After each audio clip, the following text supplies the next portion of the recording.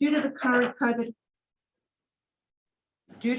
COVID-19 pandemic and in accordance with social distancing requirements, the September 2021 Ordinary Council meeting will have limited access for members of the public to attend. The meeting will be live streamed by Zoom webinar facilities. A link to the Council meeting is available on Council's website. Recordings of Council meetings or parts thereof cannot be copied, recorded, reproduced, reused or transmitted without the prior consent of the General Manager. The meeting is being recorded and made publicly available on Council's website, and persons attending this meeting should refrain from making any defamatory remarks. Council acknowledges that this meeting is being held on the traditional lands of the Wiradjuri, Gundungurra and Darug people and respects the history and culture of elders both past and present. Councillor Gibbons will now offer the prayer. If you all stand, please.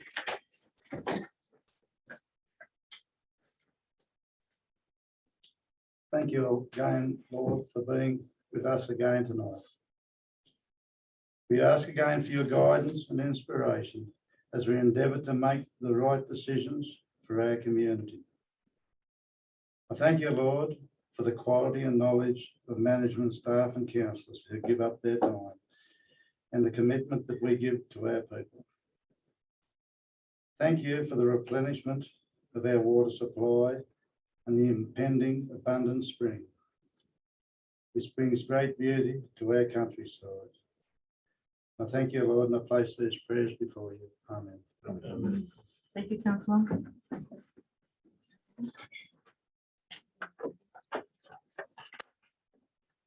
Page 5, Councillors, item 4. There are no apologies this evening. Page 6, Councillors, are there any declarations of interest?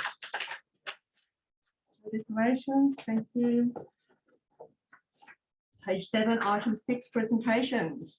Tonight we welcome Jenny Bennett, the CEO from the Executive Officer from Central New South Wales Joint Organisation. Welcome, Jenny. Jenny's going to give us a bit of an overview of what's been happening at the JO. So I'll turn over to you, Jenny.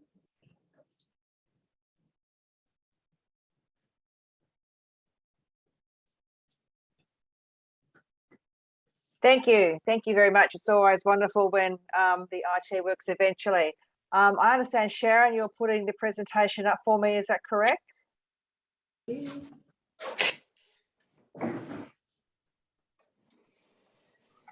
Thank you. So, folks, I'm here. This is the first time I've delivered one of these in this format, so please bear with me. It's pretty exciting to actually be delivering and talking to a council at all, and how great that you folk are actually able to be in a room together at the moment. That's really rather wonderful. It's all just been such an isolating experience, hasn't it, over the last few months. So it's Jenny from the JO here with your annual presentation on how the joint organisation is travelling. And if we can have the first slide, I can't see, can I see whether the slides are up to, Sharon?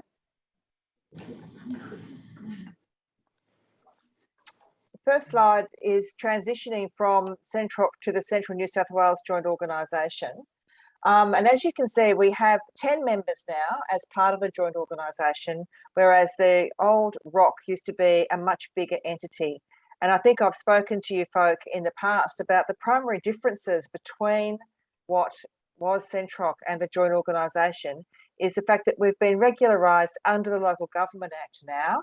And the primary difference in that new role under the state legislation is that we are working more with the state. Now, while those words might exist in the legislation, it is a bit of a challenge at the moment in making those words come true. There has been some investment by the state in that improved relationship with local government through the joint organisations. However, at the moment, it's still definitely a work in progress. So if we can go to the next slide, which is about focusing our efforts. Thanks very much. And folks, thank you so much for your patience. It's really very difficult delivering these presentations online. And Sharon, look, thanks very much for working through this with me at the moment. So we are focusing our efforts at the moment. We have to do a thing under the Local Government Act called the Statement of Regional Strategic Priority. Please have a look at our website and that will show you what the short 2-pager is in that regard. And then the other plan that we've got is the Central New South Wales Strategic Plan, which we actually developed at Mayfield Gardens a number of years ago. And this plan has been extended now by 12 months as a result of COVID. And I'm sure all councillors will be very aware of the extending of your lifespan too as councillors of your term. And in fact, at that meeting last Friday with the Deputy Premier, there was a suggestion that may even extend further. I'm sure a lot of folk are keen to actually get on with our next round of elections though. Next slide, please, Sharon. So as I said earlier, working with the state is the big difference technically for the joint organisation. And so one of the things that we are doing at the moment is a lot of work in planning. You would be aware that there is a regional water strategy, including Oberon at the moment. It's for the Macquarie and, for your perspective, the Upper Macquarie. That's involving a lot of consultation. There's also a regional transport strategy, which was actually due to be delivered earlier this year. That hasn't happened yet, and we're chasing up where that's up to. And they're also about to review and relaunch the Central West and Arana plan. So that's been quite a bit of work in the last 12 months working with the state on those bigger regional plans. There's also quite some work in implementation and monitoring. And one of the points that this joint organisation always says is there's no point in writing a plan that's going to be shelfware. We want to see implementation. We want to monitor those outcomes that the state is talking about for our region. So that is something that we're very engaged in at every step of the way. And one of the critical things, for example, around our regional water strategy is we just need the state to stay with us as we do implementation and monitoring. Otherwise, we are of a view that, and that's what I say, we, I mean all the councils across the region working to collaboratively develop policy positions. And one of our great concerns is the next round of drought. If we don't have our state partners working with us, where our local water utilities, our local water getting to our communities are at great risk. So implementation and monitoring is really critically important to us. Program delivery is an area which we're doing working with the state. At the moment, we've got a Department of Planning, Industry and Environment program happening in energy.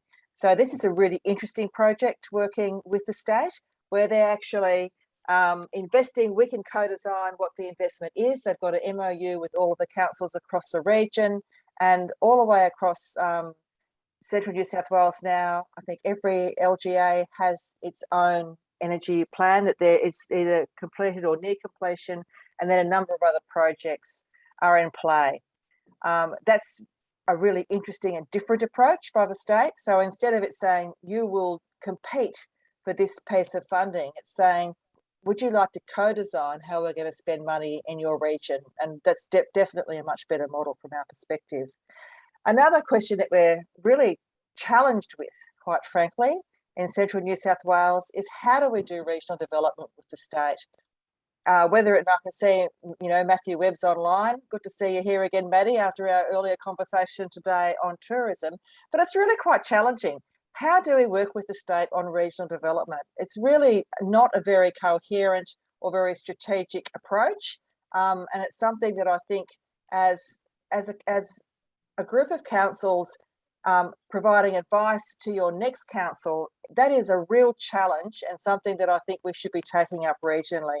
What we have been doing in this region is a thing called the Regional Prosperity Subcommittee, chaired by a mayor, having a number of state agencies involved. So that's a little bit different because usually the state agencies aren't wildly enthusiastic about working with elected representatives. However, it doesn't seem to be making very much progress. And so it brings back that question about how do we do regional development with the state. And finally, the JO must work with the Regional Leadership Executive. So that's all the state agencies sit in a room every quarter and talk about how they can do things together in a more coordinated way. We are doing one particular project with them at the moment around getting state data to integrated planning and reporting, so into your CSPs, and there's a big workshop in that regard next week. So that's just an example of how we are trying to work with the state. I couldn't honestly say there's wild amounts of traction there, but it's possibly better than it was as a rock. Next slide, please. So what's hot at the moment? There's a review of joint organisations. It was due last year. Then it was due this August. It's now September. We are hoping that that review will come before this round of councils finishes their term, so folk can give some consideration to how we work with our JOs into the future. There are challenges for the broader network. So our JO is one of the leading JOs in the state at the moment. However, other JOs are not working as well for a variety of reasons, and that's pretty hot at the moment. So what is going to happen with the whole JO framework altogether is something that's a big topic of discussion across the state. Tourism is pretty hot at the moment. We're talking about a new campaign going into market at the moment called the Longer Long Weekend, and the idea there being extending the stay of people in our region. And that was what we were just talking with Matthew about earlier today. It's just hot off the press, that one. And really it's about making or suggesting to people who have, come and had a taste of the region just for a couple of nights in the past, come and stay in the region for 4 or 5 nights. And so in particular, you avoid that dreadful drive back over the mountains on a Sunday afternoon with that bumper to bumper traffic. So it's about trying to push people to have a longer stay and a better experience. We've also, in the Building Better Regions Fund Round 5, the announcement on that fund has been extended, so we don't know whether our CBD project is going to be successful, but that is a project talking about how we reimagine our CBDs as shopping behaviours change over time. So a lot of people are doing their retailing online. How are we going to reimagine our CBDs and so they're vibrant and important places for us into the future? The next project is an Inland Rail Productivity Enhancement Program, 100% funded by the state. And that's about how do our small to medium enterprises in region access inland rail and develop value from it. It's being developed through Ernst Young at the moment. We're doing a project, Best Practice in Aggregated Procurement. So how can we deliver even better on the substantial savings that the JO delivers for you through the contracts that it manages? Skills and Housing has come up, and the JO has just been appointed to the Department of Education, Skills and Employment. I think I've got it the right way around. The federal department has got a task force in region, and the JO is there to represent you there in that regard. However, skills and housing is a real emerging problem. I just read a WRI report only yesterday suggesting that over the next 5 years, we're looking at 64,000 potential jobs in construction and other industries with all of the work and stuff that's happening in central New South Wales at the moment. I think that number is probably too big. However, there is a growing number of need for jobs in region at the moment. We don't have the people, and we certainly don't have the roofs to put over their heads. There's also the raising of the wall at Wyangala. Now, TWRP, that's TWRRP, Town Water Risk Reduction Program. You might have seen, if you want to have a quick read, the Auditor General's report on how the state has been supporting local water utilities very poorly and what should change there. There's a lot happening in the water space at the moment. And finally, tunnels. You might have seen that the state is looking at actually linking 2 tunnels from the Lithgow end all the way through to Medlow Bath. So that would be pretty exciting, I think, but it's a long way off, so don't get too excited, but the fact they're thinking about it is pretty exciting. The Joint Organisation Board position is we love tunnels, the longer the better. Next slide, please. What's on the horizon? Well, there'll be a new board after December. We'll be reviewing the Joint Organisation strategy, looking at your community strategic plans and other strategies such as tourism, the work being done by the Water Utilities Alliance, the Joint Organisation Review, the Regional Water Strategy, and various other documents. So in our review of that plan, we will be having, at this stage, we're looking at having a major event as a result of the survey work we've been doing with our mayors. And thank you very much, Kathy Sajewicz, for your feedback to that strategy. We'd like to get all of our new councils coming together to have an event. We're thinking it might be something like Wicked in the West, to try and talk about our wicked problems. If you've got some views on whether you think that's a bit of an unfortunate title, please come up with a better one and put it in the chat. I'm looking forward to some good ideas about what we can title our event. But the whole point is to get all of our councillors from across the region together and talk about what these really wicked problems are. And a particular one that's come out in recent times is health. If you look now on the Rural Doctors Network at the number of, and this is just doctors, not all health workforce, and I appreciate there are other areas of health workforce, but they actually need more doctors in the region now than they did 3 years ago. And that's despite everything that's being done for bringing doctors into regional New South Wales. So we are going backwards at the moment. So these are wicked problems that people have been applying some thought to for a number of years, and we're not getting very far forward. So we want to talk about those really wicked and important problems to our region and what potentially we can agree about them, and even some short-term solutions that we could potentially do in region. So next slide, please. No. Sorry, have I got a question or something, Lady Mayor? No, they're asking a question, Jenny. I think it might have been background noise. Okay, thank you. So look, while all that's happening, the joint organisation continues to deliver cost savings to Oberon Council, and it's really important for us to be able to say, look, we have saved you money, and so in the last financial year, we have saved you $97,000 through participation in our various programs across the region. Now, I'm happy to provide more detail on what that looks like. You can see that this is just about the different contracts that we have been providing in the region. So that's just as a result of our procurement function. Next slide, please. This is about the other programs that we run, all right? So this is showing what your spend is over the region on those varying contracts has been $833,000. A lot of that expenditure, as you can see, is in supply contracts and energy contracts. Next slide, please. So talking about the cost savings just on electricity for the last for a 3-year period commencing on January 2020, we're looking at, you'll save close to $35,000 over those 3 years. Next slide, please. And at the same time, we also provide a whole lot of submissions. So you can have a look at our website. We're constantly providing submissions. We get feedback from your council about what it is that your concerns are and how you would like to respond in these submissions.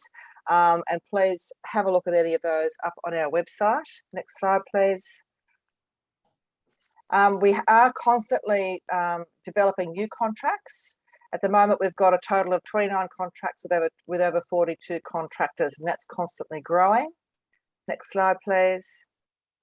We also run a whole lot of project teams across the region in transport, Water Utilities Alliance, the Planners Group, Tourism Managers, Energy Group, IT Managers, WHS Risk, HR Managers, and Training and Learning and Development.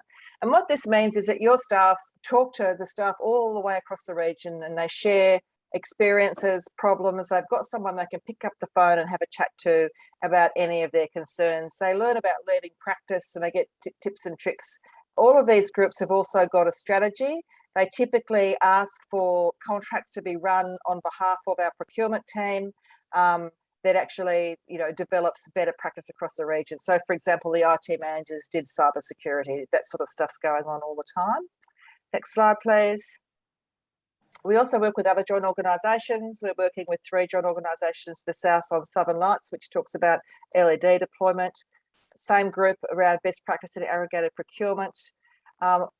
This joint organisation actually leads all joint organisations in the state, all working with all the executive officers around the funding framework and joint organisation sustainability, and working with the state on a systems approach.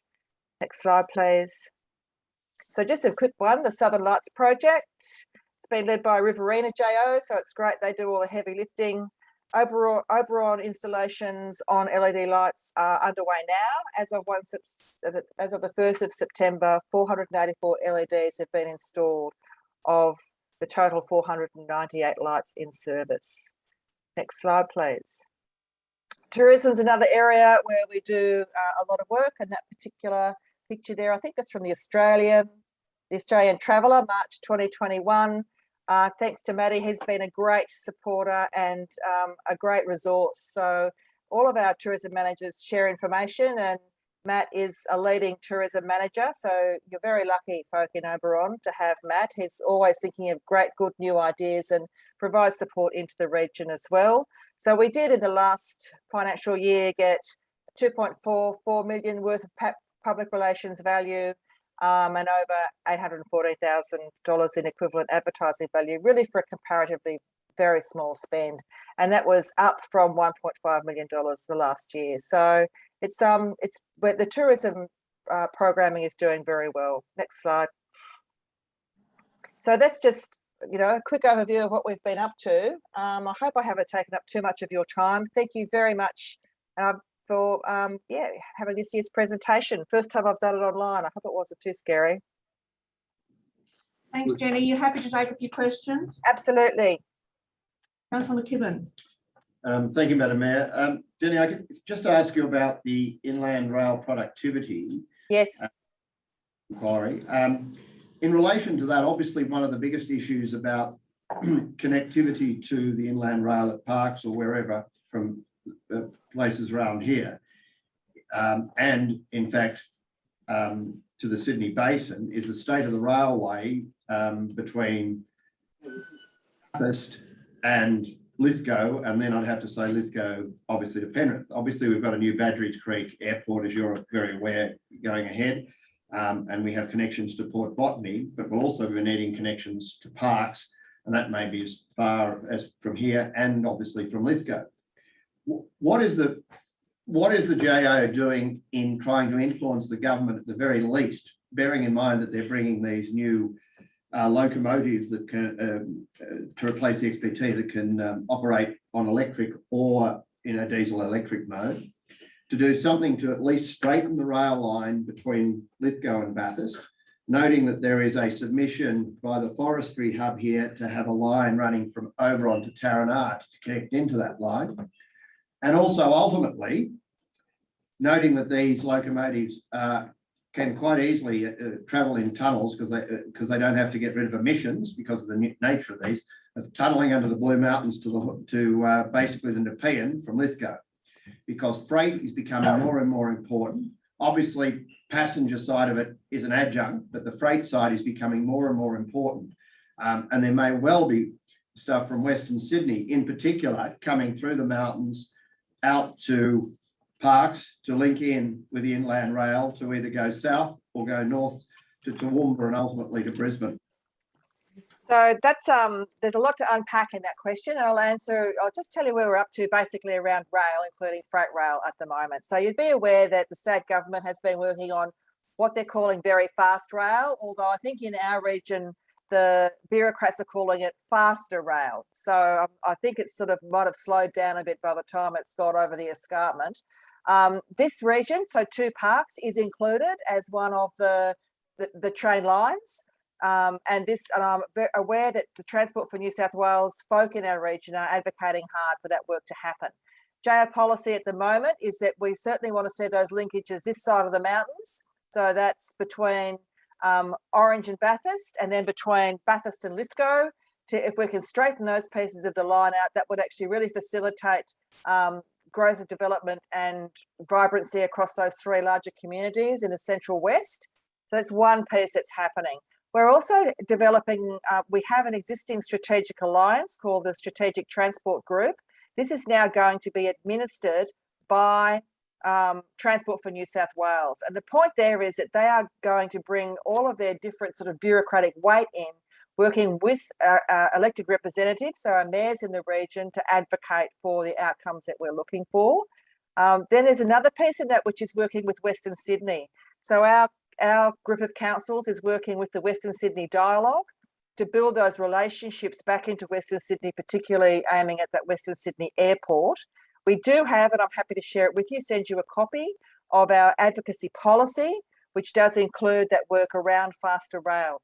So I hope that's a little bit of what we're doing. Certainly, it has been challenging, I guess, is the heart of where we're going to get to in all of that. There should have been a Central Western Arana transport plan, should have been out in January of this year, as I said earlier. It hasn't happened yet, so we're pushing. We've got this meeting with us, with this new transport group led by Transport for New South Wales, and we're saying, where is that transport plan up to? So there's a few things that you know, I guess we're pushing along in support definitely of faster rail. And just going back to that particular piece of work with Ernst Young, it's looking at what they're calling a consolidation centre. So how do we pull together the product from small to medium enterprise across the region to be consolidated so it's suitable to go onto inland rail and then potentially for export. So that's what that particular project is specifically looking at. Thank you, Thank Jenny. you. Does anyone have a question?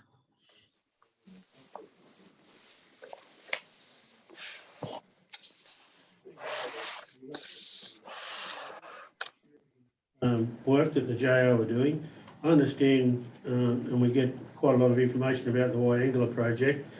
It was mentioned there in the slides about Oberon was included in that update. I was just wondering if the JO is aware, or if they're pushing the project that we've raised several times about a pipeline from the Duck Malloy weir across to Oberon Dam. It's I don't know whether you know, but it's only a relatively short section of pipeline and would go a long way to drought in our area and areas towards Lithgow, Wallerawang, and even to some extent down to Blue Mountains. Is there any update on what is actually happening with the water security update in the Oberon area? Yes, so the regional water strategy for the Macquarie includes the Upper Macquarie, which includes Oberon. So they are looking at a variety of those projects at a strategic level. So they may not get down to every single project, but they will actually articulate a number of projects, and Duck Malloy has been raised.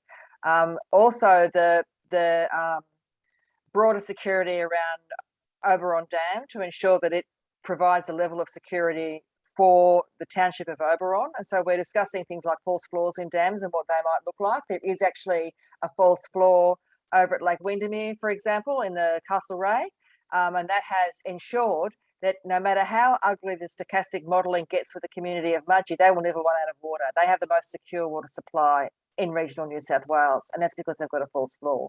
So we have raised those sorts of things with the state. And certainly the Duck Malloy piece has been raised. This is going to sound a bit left field here.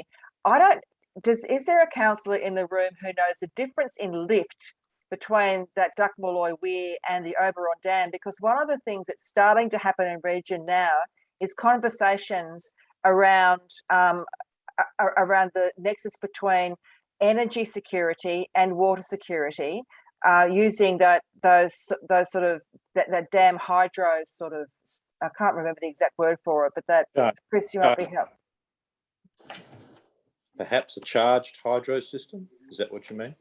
Yeah, pumped hydro. That's it, pumped hydro. So thanks, councillor. So that's, I'm not sure what the lift is between those two water storages, but I know that Central Tablelands Water is having a look at something like that at the moment. They've put in a submission to the recent pumped hydro EOI. I haven't had a chance yet to get back to you, Chris, and have a talk to you about that, but there could be some potential in the Oberon and the Fish River system for pumped hydro to happen. Now, I don't know the difference in height between those two, but we are able to, if there is any potential, just as a back of envelope exercise, please let me know after this meeting, and we'll send a guy in called Evan from ChargeWorks to come in and just have a look at some high-level feasibility, so you guys could potentially pursue that down the track. Because what we're thinking at the moment is we might be able to get the infrastructure outcomes that we need from an energy security project to deliver the water security that we need, if that makes sense. And that certainly seems to be the case in the Central Tablelands system. So that's the Lake Roland system. Thanks, Jen. We'll get those figures to you. Thank you. Right, Councillor Domingo. Thank you, Madam Mayor. I just want to know, if you could please, what is the current situation in relation to the Wyangala, and also what is the commitment from the government in relation to the tunnel from Lithgow up to, I think it's now the other side of Medlow Bath. Because we've all been told, yes, the government has made a commitment, yes, it's made a commitment, but no one's absolutely certain. We've all received pamphlets showing the long tunnel, and it's going ahead, but I'm just not certain as to how, has the government actually signed contracts for it to implement it, or is it still in the feasibility stage and it hasn't reached that stage? And the same questions, I suppose, in relation to Wyangla. There have been a number of documents circulating saying commitment. Then we hear that there are department bureaucrats actually querying the feasibility of Wyangla. And then we hear it's back on and it's got the full support of all the local councils, which we know, but we still do not know whether the government has absolutely committed to that project either. I suppose I've got one word for you, councillor: submarines. Well, if with the greatest of respect, I used to work for a French company and it was a shareholder in that company, Naval. So a very appropriate comment to me. So look, I will say that at a recent meeting of the Joint Organisation Board with the Deputy Premier, he was very strong on the commitments that the government has made, particularly to Wyangla. So if the elected representatives have their way, then for example, Deputy Premier Barilaro, look, I think that there would already be shovels in the ground and things happening. It's just it's a much slower process that you have to go through Treasury. And as we all know, the longer and the slower those processes are, the greater likelihood is for them to be derailed. So I think the elected representative commitment is there. Similarly with tunnels, I think we actually have some, certainly a much stronger commitment from the bureaucracy regarding tunnels. The tunnel doesn't go to the eastern side of Medlow Bath, by the way. It's still on the western side of Medlow Bath, which we think is, not as good as it could be. The longer the tunnels, the better. Having said that, I think there is strong commitment to the tunnels, but again, no boring machines in place as yet. An interesting piece of work that Oberon Council could do to support those types of major developments is to write to Minister Keane, asking him to review the methodology for the biosecurity calculator. So the problem for the biosecurity offsets calculator is generating some really big numbers for Wyangla and other significant projects that is making their benefit cost ratio not as good as they should be. And in fact, those numbers, and you may well know from some of the development going on around the Oberon area, certainly apparent elsewhere, that it is making the chances for certainly larger developments less likely because they become so wildly expensive. And the Deputy Premier gave an example when speaking to the Joint Organisation Board of the cost of the wild dog fence. So obviously it's a wild dog fence to look after the environment of Western New South Wales. The cost of that wild dog fence is nearly doubled. So I think it goes up to $78 million instead of $40 million as a result of the of that biodiversity offset calculator. Thank you, Jenny. Councillor Gibbons? I'll just be brief. Just back onto the Duck Malloy Weir. There could be some value in this hydro, I guess, pushes the water up. There's a ridge between the two rivers. So, and there's probably about 100 to 140 metres up the top of the ridge, about halfway along. Then it'll gravity feed the other 4 Ks down to the dam. So the Duck Malloy Weir is lower than the dam. At the same time, if you were pumping, half the journey would be gravity fed. So that might be of some value if we could get some good information there. Yep, thank you. Thank you very much for that. And I'm sorry I didn't come to you guys with that earlier. I only sort of came up as a result of some work that we completed recently with Central Tablelands Water. So Chris Schumacher, sorry to drop that one on you today. It's just another sort of fresh piece of information. So if we can get some further feedback on that, we can get back to you. And the JO will certainly do the pay for the back of envelope feasibility for that work for you. Thank you, Jen. Are there any more questions, councillors? Councillor McCarthy. Just a couple for Jenny. Jenny Bennett, there's more water in the duck malloy than what there is to fish. That's why it's so important. The second one is next time you're here, we'd like to take you down to Sodwells and show you the state government of fair dinkum about making the rail faster. And the other one was, it's over 10 years ago when I attended a meeting at Hartley with a large amount of the councillors from Oberon and other places talking about the tunnel down Mount York. When do we get the state government to stop talking and start acting and putting dates on these projects? Look, we're closer, I guess that's all we can say. We are closer.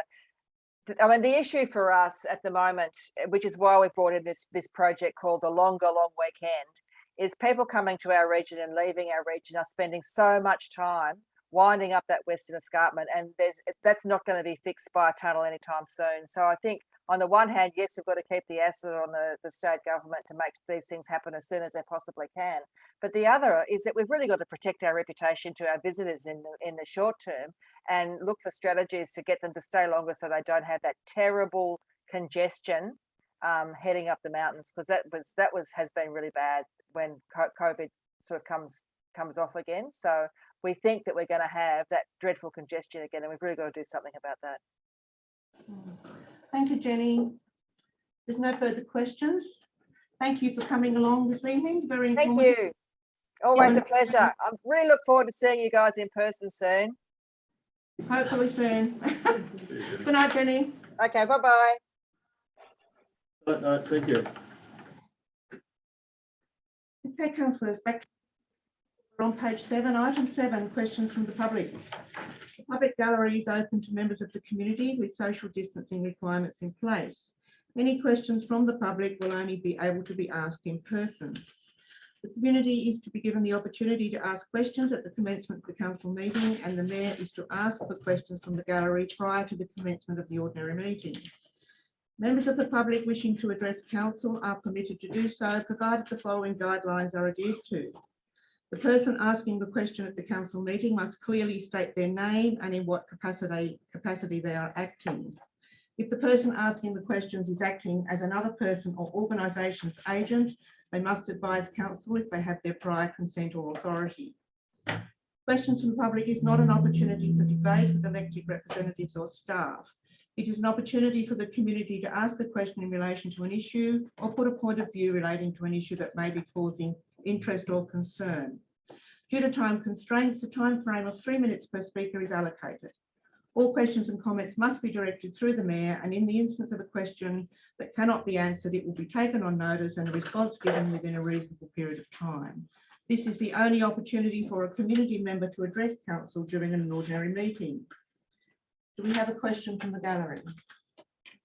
Robin.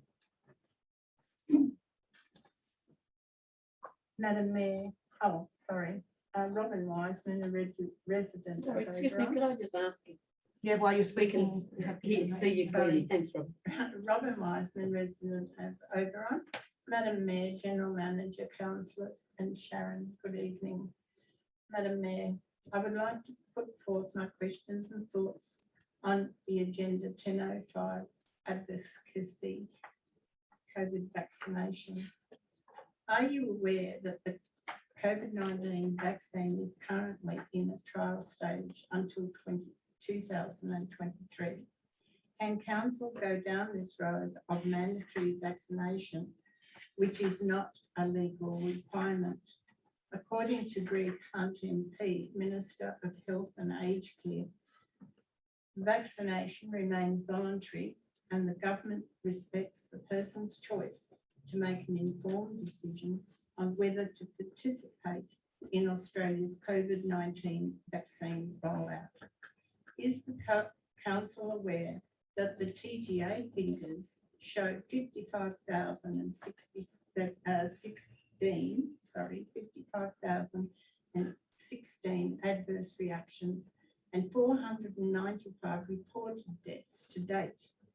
If the council mandates this injection, who will be responsible for any adverse reactions or death, especially when employees' lives could involve a young family and mortgage debts and other costs? Do you think it may be better outcome if the council allows, due to the amount of different injections coming into the equation, that the employers are able to make an informed decision with their doctor's advice.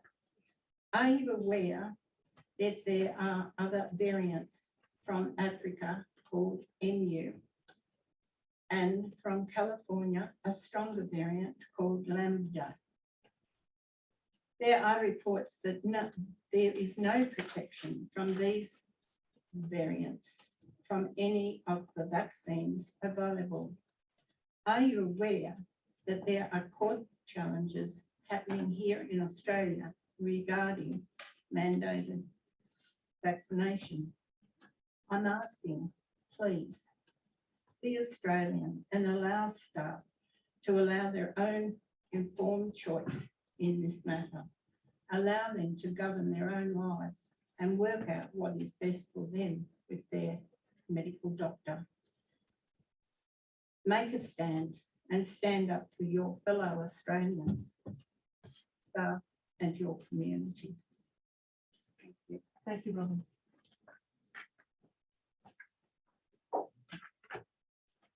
Page 7, item 8. Councillors, confirmation of minutes. The recommendation is that the minutes of the ordinary meeting held on the 17th of August be confirmed. And I have a mover, please. Councillor McKibben and a second. Councillor Craven, thank you. Any business arising? No business arising. I'll put the recommendation. All in favour? No, thank you. Councillor Lyons, could I ask you to put on your mask if you're not speaking, please? Page 8, councillors, item 9, mayoral minute and report. The recommendation is that the report item 0901 is received with information. Could I have a mover, please? Councillor McKibben and Councillor Capron. Councillor McKibben, do you wish to speak to the report? Thank you, Madam Mayor. As I suppose we always say, it's been a very busy month for you. I'd just like, if I could, to ask on page 10, the last item on that page, is there any further correspondence that council's not aware of regarding that Fish River pedestrian bridge, or is it basically just correspondence? There's been no commitment? No, we had a meeting. There's been various correspondence going back and forth. We have had a meeting with Transport for New South Wales. We have somebody now in charge of the project, and they've found some money to do a feasibility study of options for the bridge. Oh, nice. And we've let the stakeholders know that, so now we're just waiting for that study to be done. Thank you. And if I could, the 5th item on page 11, which was the meeting with Glenn Stewart, I think. Yeah. What was the correspondence? Sorry, correspondence with Glenn Yeah, Stewart. page 11, yeah. Noting Glenn's position, has anything arisen as a result of that, the correspondence? No, we are awaiting a meeting at the moment when COVID restrictions lift and people can come in and out of our shire without, with the isolation thing. That meeting will go ahead. And if I could, Madam Mayor, as you know, it's close to my heart, is the third last item on page 11, was that, which is the letter from, well, I'm assuming it's the letter from Andrew G providing response from Telstra regarding progress to installation small cell. Was that the one that was circulated to councillors? Yes, it was. It was, okay. I thought it probably was. Madam Mayor, I'm very happy to move the recommendation that this report be accepted by council. Thank you, Councillor. Councillor Capel. Thank you, Madam Mayor. Yes, I agree. Councillor McKibben, as usual, a very full 2 or 3 pages of activities. On the 14th of September, we see here Local Government New South Wales update on opposition to infrastructure contribution reforms was attended by Councillor Kellum. Could you or Councillor Kellum a bit of background on that? Happy to pass to Councillor McKellen. I'm sure he'd be happy to give you some background. Thank you, Madam Mayor. Councillors, the webinar was about the state government's infrastructure contribution reforms, which is a direct response to the Productivity Commission's investigation into contributions by developers. Now, the outcome of that particular examination was 29 recommendations, but the overarching view of the Commissioner was that the current contribution system is lacking in transparency and is inconsistent. So the main thrust of this particular piece of legislation is to reduce contributions by developers, and in concert with the IPART review of rate pegging, to transfer a proportion of the current impost for infrastructure contributions from the developers to ratepayers. And the way that would be done, of course, is that we would then have the rate peg freed up, and what we might lose in contributions would then we would then make up the shortfall by having to increase rates. There are a number of things which were pointed out, in fact, by the Commissioner. The legislation as it exists is a very short bill, and it provides great scope for administering the Act via regulation, which provides immense opportunity for bureaucrats and ministers to change what may be passed in Parliament at their own whim. We are in the early stages of actually understanding the full implications of this particular bill, mainly because the rate pegging review has not been completed, and we don't know what the outcome of that will be. So that has to be provided. Secondly, there is what's called the essential works list, which IPART also needs to do, which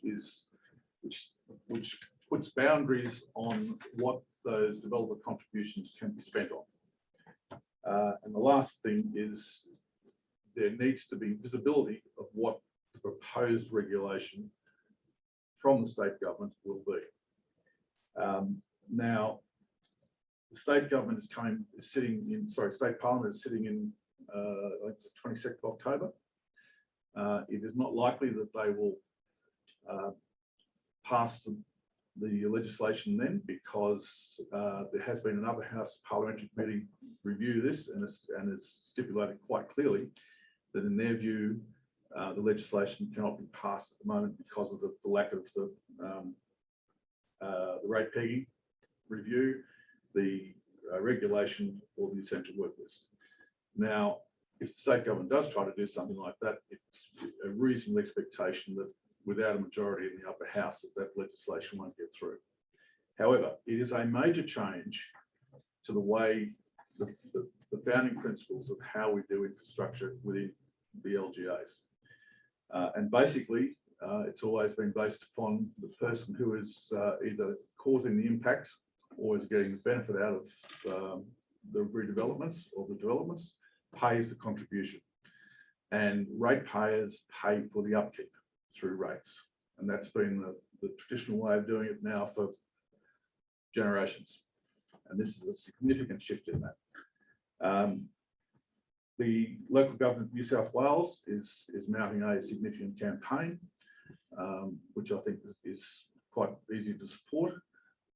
This is a complex issue, and I've spoken with the General Manager and the Mayor, and the General Manager is going to bring back a report at the next meeting to provide further opportunity for councillors to have their say about this and perhaps pass a resolution on it. We didn't want to do it this time, this particular meeting, because putting out late reports is not a good way of doing business if you can avoid it.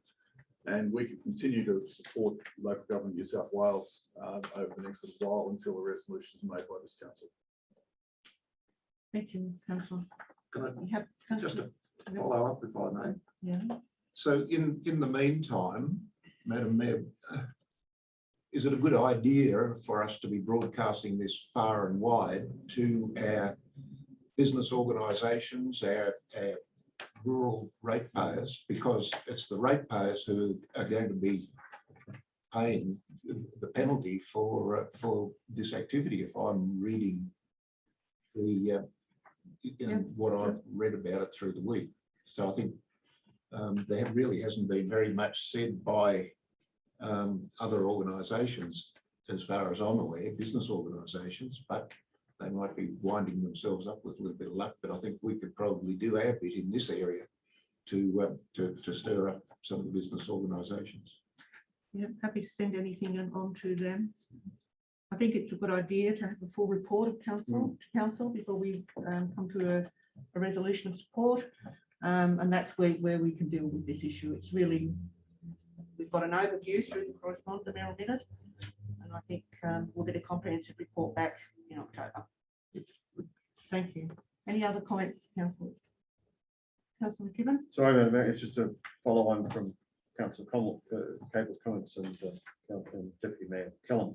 I was wondering if there's any possibility of, obviously there's an extensive issue of getting that report a little earlier than normal so that we have some time to consider it, because I think we may need to look at that, and we might have to go back and do some research as well. But obviously I think we need to be a fully informed council making a really good recommendation. Being fully informed is what we need to be. And hence that's the reason we didn't bring the late report. Yeah. But if we could, So I'm if there's sure any the general possibility manager of can having it accommodate a little earlier than the standard time frame, I think that'd be good, and that'll also allow us to circulate a few ideas or do something before the next meeting. Thank you. Councillor McCarthy. Just not on that, but something else. Yeah. Yeah, your second dot point in on page 11, Madam Mayor, your correspondence to Nick Holland regarding the future of Oberon Fire Control Centre. Greg Sims, the general manager, Sue Floyd, has now resigned, or he's no longer there. He's been a phantom general manager for over 2 years. But the mitigation crew that was based over there, I think, is now down to 0, or there might be one person there. There was 3 based out there. But at a meeting we had all at the RSL pub with Shane Fitzsimmons, it was told by the rank and file there that if that's not maintained to a certain degree, whether it's Monday, Wednesday and Friday, Oberon rural firefighters want to go back and stand on their own. Like in Chifley, Chifley's made up of Bathurst and Oberon and Lithgow. Lithgow stand alone. But at that meeting at the RSL pub, it was made perfectly clear to Shane Simmons, if that gets closed, they want to go back to being just Oberon. Take that as a comment. Thank you, councillor. Thank you. Any other comments here, councillors, on this one? Put the recommendation, all in favour. Carried. Thank you. Page 13, councillors, item 0902, election of mayor and deputy mayor. I will now hand over to the general manager to conduct mayoral elections. And before I vacate this chair, can I just thank the council for their support over the past period of time? I really do appreciate it. Thank you. Thank you, Madam Mayor. It's my duty tonight to undertake the role of returning officer for the elections of both mayor and deputy mayor. At this point in time, I have one nomination for mayor, being Councillor Kathy Sajewicz. It is true and accurate application. Under the regulation, I now need to ask whether there is any other. If there is no other, it is my pleasure to re-elect Councillor Kathy Sajewicz to the role of mayor. Congratulations, Madam Mayor. Thank you so much. It is now my duty as the returning officer to undertake the election of the deputy mayor. At this point in time, I have one nomination for deputy mayor, that being Councillor Mark Kellum. It is a true and accurate election form or nomination form. Under the regulations, I now ask, is there any other? With that being said, congratulations, Councillor Kellum, to be returned as deputy mayor. That now being undertaken, I will hand back to the mayor to continue the meeting. Thank you, General Manager, and thank you, councillors. Now, I'd now like to propose to bring item 1301 forward on page 58, just for procedural continuity. If I can get a seconder in that. It's ongoing council operations, September to December 2021, on page 48. 40. Councillor McKibben, thank you.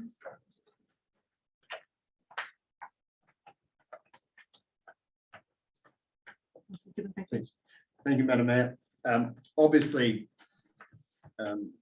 due to the short time frame to the next council election, being approximately 3 months, it makes it, you hope, sorry. Well, what we have been told, the short period to the next election, it makes it abundantly sensible that we should reappoint our representatives to their current Section 355 committees and delegates to organisations, and so that we can keep the same personnel on those organisations for the next short period until next election. Obviously, after the next election, which currently is scheduled for the 4th of December 2021, I believe, there will be reappointments to each of those committees by the new council. Can I just stop you there, Councillor McKibben, please? I have not put that yet to the vote, that we bring that forward. So if all in favour of bringing this item forward? Oh, right, sorry. Carried, thank you. Sorry, Madam Sorry, Mayor. yeah. Well, I've said my piece, so I don't think I need to say it No, again. no, that's fine. I didn't want to interrupt you mid-spell. Yeah, fine, sorry. I'm very happy to move this recommendation. Thank you. The recommendation is that council reappoint its chair and councillor representatives to its Section 355 committees, other council committees and working parties as per the existing delegates until the end of the current term of council. The council reappoint its current delegates to external organisations as per the existing delegates until the end of the current term of council. That council note the requirement for council to re-endorse its model code of conduct within 12 months after each ordinary election, Section 4440 of the Local Government Act. Note that the requirement for council to endorse its model code of meeting practice within 12 months after each ordinary election, Section 360 of the Local Government Act, and that council will note the requirement for council to adopt a policy outlining the payment of expenses and provision of facilities to councillors within 12 months of the term of the new council, Section 252 LGA. I have a mover, I have a seconder. Councillor McKibben has spoken. Is there any other comments on this one, councillors? I'll put the recommendation. We're in favour, carried, thank you. Page 15. Page 15, councillors, notices of motion. 10.01 Dart Street stormwater drainage. The motion is that a report be presented to council detailing options for council's review and budgetary consideration of funding for drainage work associated with the lack of piped stormwater infrastructure at the bottom end of Dart Street, adjacent to the residences of number 9 and number 5. Councillor McCarthy, are you opposing that motion? Is there a seconder, councillors? Councillor Gibbons? Councillor McCarthy, do you wish to speak to the motion? It's pretty forward. It's an area that needs a bit of drainage, whether it becomes curb and gutted or drainage, whether it becomes a long-term plan, but anyway, it's there before you. Thank you, Councillor. Councillor Gibbons? Straightforward. Thanks. Any other comments, councillors? Councillor McKibben? Thank you, Madam Mayor. The last paragraph, I think that reference should be the 21st, should be the next council meeting in October, not the 21st of September, should it not? Good.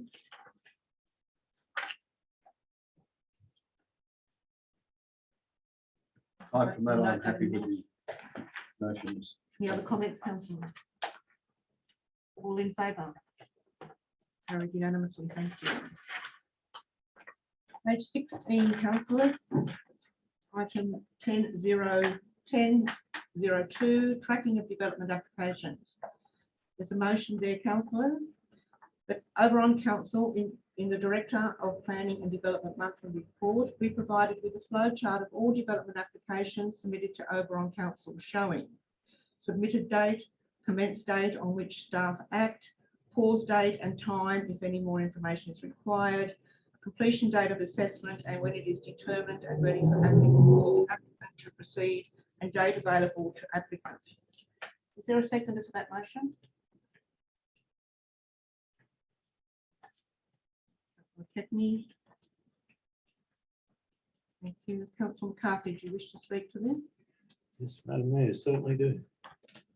Council need to track the DAs as on the New South Wales portal. Your DA doesn't start with the submission until you pay the fees. We need to know when these first consultation is, when the process starts, so that we can better serve our community. But what we see in July meeting, council dealt with a development. We voted on it, and you think it's released. In August, a week later, after our August meeting, which is 5 weeks, the applicant tells me that they still haven't got the determination.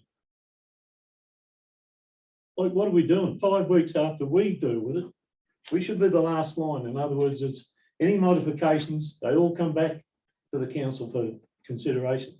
So 5 weeks after, these people hadn't received their DA. And they're waiting for the builder to commence work. They're waiting to get put in line. But we didn't know that until that lady told me that, hang on, we haven't got it. So I rang the director, and the director told me it's sitting on his desk. He hadn't dealt with it yet. So these are things that we don't know. The other thing is, when we're dealing with DAs, there's people that have grants from the government. Sometimes it used to be 25,000 towards the build. I think it's now cut back to 15,000.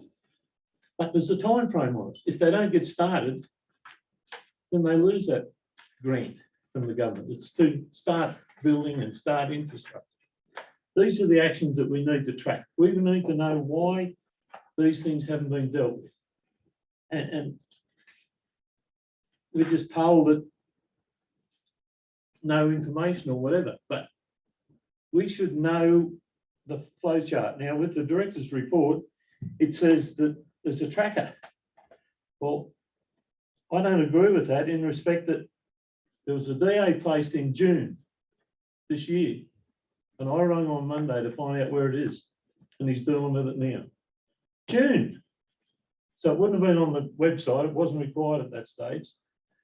But we don't know about it. You other councillors don't know about it, or unless you're out in the community. So this thing was submitted in June and is on the desk now, this week. That's not right to our ratepayers. We track by report, we track the amount of dogs that go to the pound, or the amount of cats that are in the pound, but we don't track these DAs. This is not right, what's going on. And the only way I think we can fix it is the council get a report when the DA is submitted. The DA is not put online until apparently the fees are paid. So you have this consultant period, then you have the DAs, and that's when the DA starts on the tracker.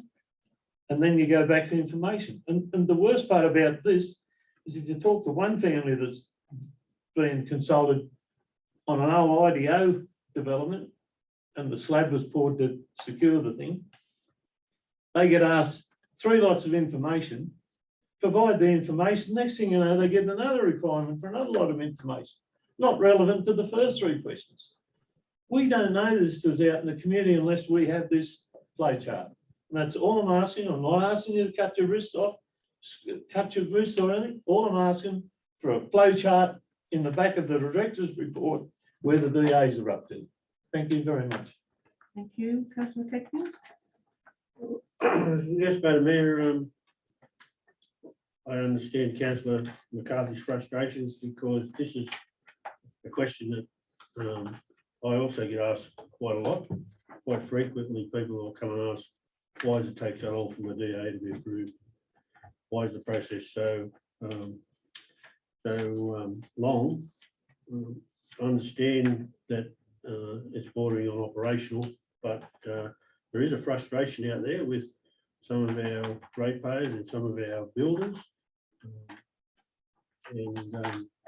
If we can do something to streamline it, make it quicker, or have the information readily available that we can give people an answer straight away without having to come back to the office or the director or whoever's involved, it certainly make it easier. It's very difficult to stand in front of someone and say, oh, I don't know, I'll have to go and find out. And then, you know, they just, some of them throw their hands up and go, well, what's the use? So I agree with Councillor McCarthy. It is frustrating, and I have no problem in supporting his motion. Thank you, Councillor McKechnie. I was speaking against this motion because it is an operational matter and I don't really know what the aim of the motion is. Councillors and members of the public can pursue concerns re DAs through the director and the general manager. They're readily available. Councillors and the public can also track DAs through the DA tracker that's on the web, or they can view the determination of council that gives a timeline. It's public information. You can get it any time. You can get it, I can get it, the applicant can get it at any time.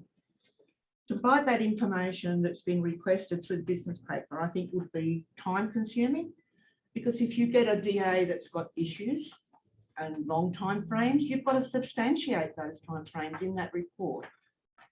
That's giving out a lot of information and it's taking a lot of extra time for our staff to do that when the information is available and also available through the director or the general manager. Council conducts pre-lodgement sessions, meetings with all of their DA applicants. These are free of charge. We're the only council I know that doesn't charge for this. Applicants need to be aware of that. Maybe that's something we need to put out there better, so that they are ready to go when they lodge. They do know what they need. Not everybody takes advantage of that, and it's a free service that we offer, and it ensures minimal delays. The current statutory outcome for a DA is 40 days from lodgement, and since my time as sitting here as the mayor, I have not come across a deemed refusal through a time issue. So I don't know. So I think the new staff are working well. The processes are slowly streamlining, and I think that this is an operational issue, and I don't think it belongs in the business paper. So does anybody else want to have a comment? Councillor Gibbon. Thank you, Madam Mayor. I suppose I haven't gone onto the new portal to investigate what information is there. And maybe I could ask some questions of the Director of Planning, if I could. Firstly, is it widely known that that it is deemed appropriate that there be a pre-lodgement meeting with anyone submitting a DA? Is that widely canvassed in the community?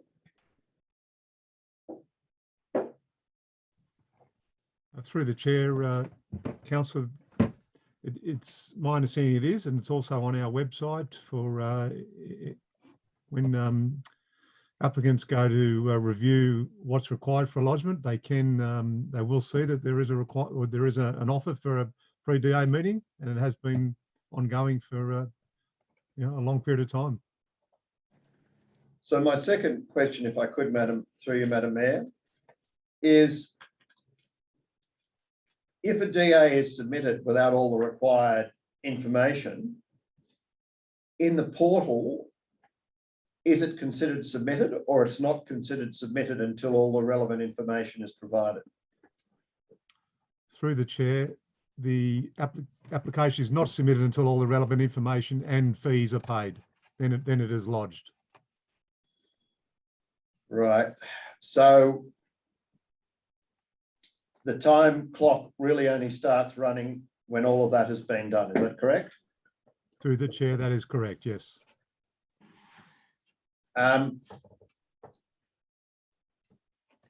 Is it fair to say that during a month between our meetings, there would be, I suppose there's a range, but on how many DAs would be approved within a month between our council meetings? Or any month, it doesn't matter what period, 12 months in a monthly period. Through the chair, those determinations are in my monthly report, councillor. I realise that, and I think there was eight last month, but is that a good determination for an average? Probably on the lower side to normal months, sorry, through the chair. That's why I asked the question, because I realise there are 1, 2, 3, 4, 5, 6, 7, 8. I did count that, but I wanted you to comment as to whether that was, you know, it's more likely to be 15 or ranges from 6 to 15 or. Through the chair, it does range from month to month, depending on the number of applications submitted, obviously earlier, and how detailed those applications are. And Director, do you keep some sort of record, probably outside the portal, of DAs in process and at what stage they are? And does that run from the time that they, I won't use the word submitted because that has a connotation, but from the time they initially lodge relevant material related to that DA? Is there some sort of register you keep? So you keep track, that one's been lodged, but we can't deem it submitted because this, and this is missing. Through the chair, yes, we do, council. We have a spreadsheet that identifies which applications are sitting there awaiting information, and also which applications, once they've submitted that information, are waiting for their fees to be paid prior to them actually being lodged with council. And is it correct to say that spreadsheet would then follow the process all the way through to approval for those things, items that were lodged? Through the chair, it would possibly be a separate spreadsheet, councillor, but we do keep track of those, yes. So, Director, would it be feasible to have, so that you don't have to, so bearing in mind Councillor McCarthy's notice of motion, is it possible to provide a snapshot of those spreadsheets to council so that we can actually see where you're at? Because that would require far less work than doing a new document, as the Mayor has suggested. I don't see this necessarily as strategic, because I think it is strategically, as a council, we need to ensure that DAs are approved in a timely manner. I obviously understand your position that if you don't get all the information, you know, basically there's a pause in it. But if we can understand that, and if issues are raised with us as councillors, you know, we then are much more informed to be able to say, well, Joe Blow, that may be the case, but we understand the council's waiting for a lot more information, you know, if you provided that, etc. Through the chair, sorry. Can then head off the criticism much more easily. And I think strategically we have said we want our DAs approved in a short period of time, and to obviously comply with the 40 days. So from that point of view, that's why we're looking at. That's why I believe it, Councillor McCarthy's looking at.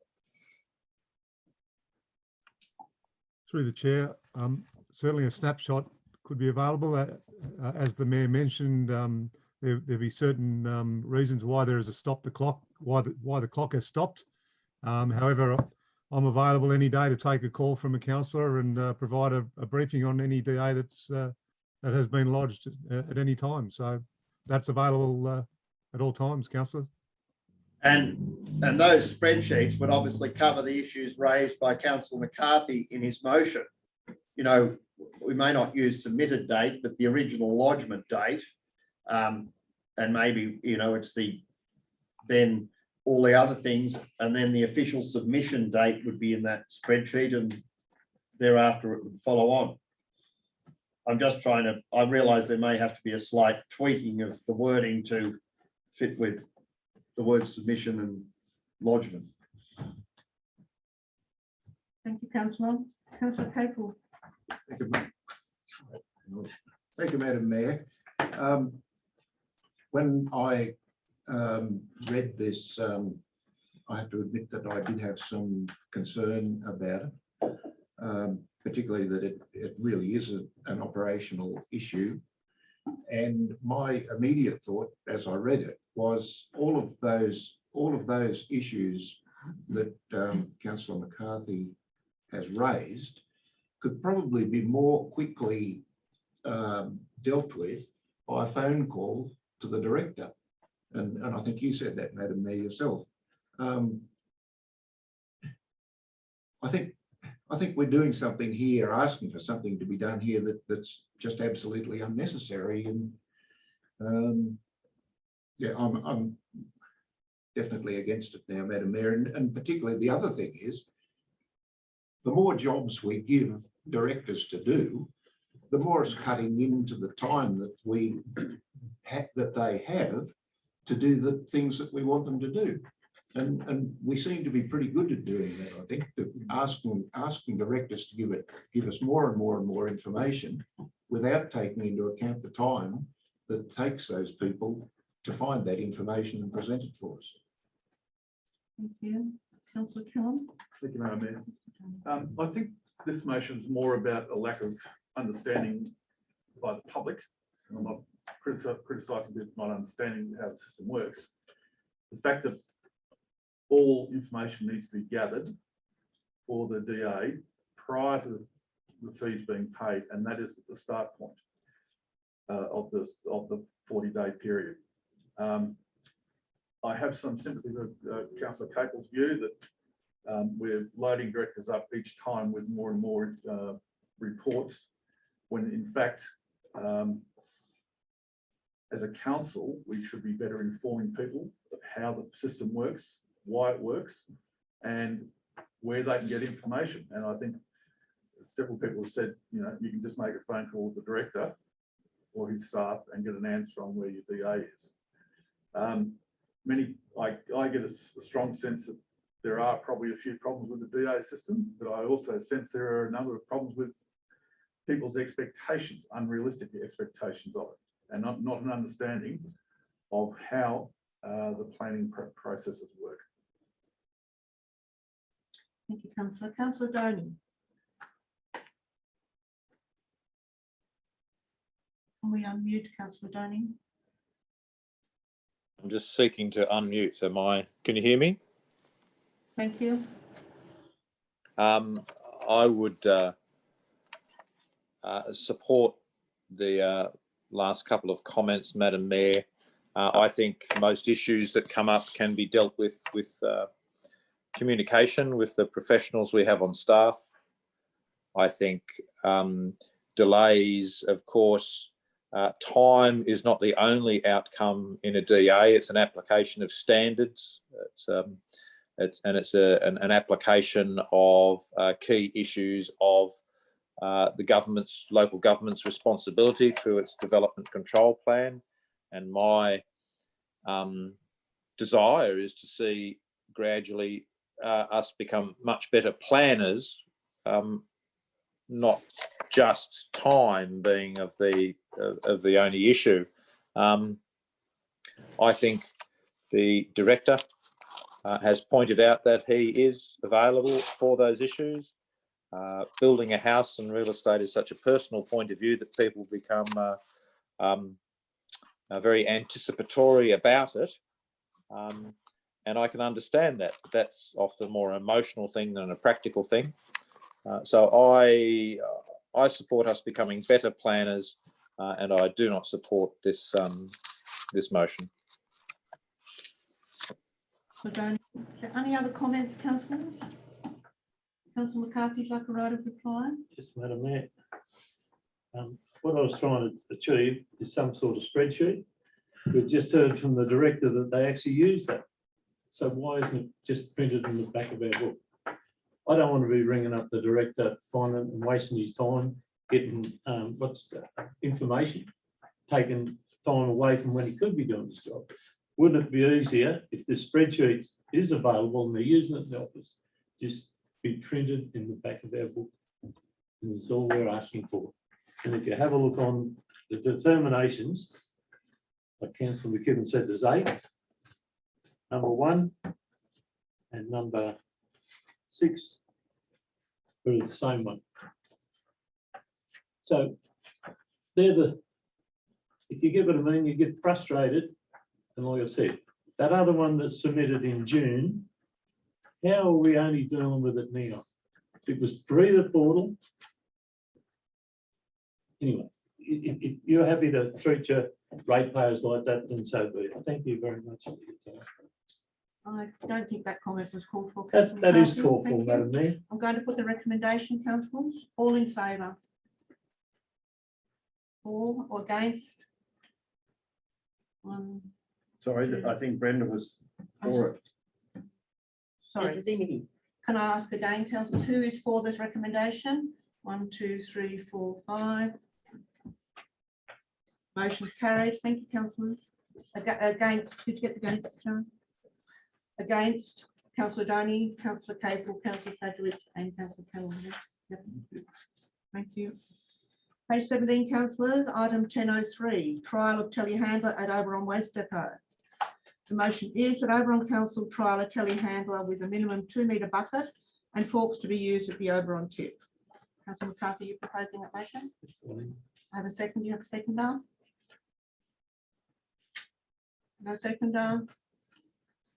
Councillor Gibbons, are you seconding this? Yes, I'll second that. Wish to speak to the motion? Councillor McCarthy? Yes, Madam Mayor. In the report, it says that we have compactor, we have a dozer, none that can carry the dirt. I don't mind losing this, but this is some way of covering over the waste out the tip has been requested for over 4 years. I think in the report that we got, they suggested a front end loader. I'm happy for that, but have a front end loader with forks or whatever, but do it. Don't go what's happening at the moment, a big push to go and get all this stuff covered in 1 week. It's been sitting there, it's got into a disgraceful situation.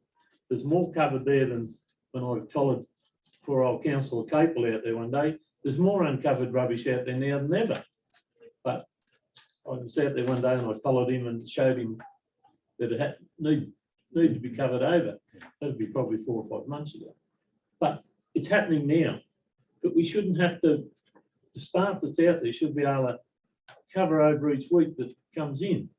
And they haven't got the means to do it. They need some sort of machinery, whether it be a telehandler or a front end loader, buy something so it helps them out, or trial it first. At the moment, there's a backhoe sitting out there. I don't know whether the person can drive it or not, but it's not there all the time. We need something permanently out there so that they can cover the rubbish and garbage that comes in here as per the report and the VPA requirements. Thank you. Thank you, councillor. Councillor Giddens? Just through the chair, I agree with something like a front end loader with a big bucket on it. Numerous times have been there, and it's a very busy pit now. I think it's a lot busier than it used to be, and time is of the essence, whatever we're doing. And with the windy weather and rubbish blowing around, I think it's a great opportunity to get something that can carry dirt and cover. We've got the material there to cover, and it's so much quicker. And as we say, the machinery we have there has their certain role in compaction. But to to have a backhoe there trying to do stuff that front end loader with different implements on it would be great for a trial. Thank you, councillor. Councillor Giddens? Thank you, Madam Mayor. A shadow amendment, but I'd like to ask a couple of questions first, if I could, through you to the Director of Director of Planning. Sorry. The JSRS report, as has been said, obviously recommended the use of a front end loader, and I know that we have, and I think it's in this council report, we looked at what was going to be done basically urgently, then in the short term, medium term and long term.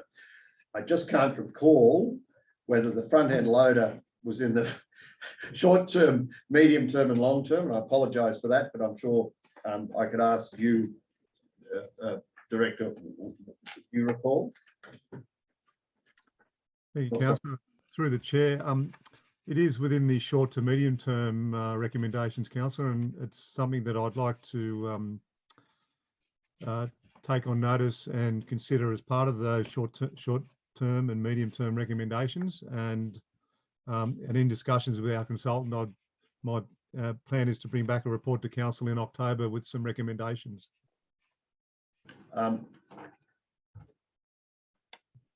Madam Mayor, if I could propose an amendment that that Oberon Council trial a telehandler / front-end loader.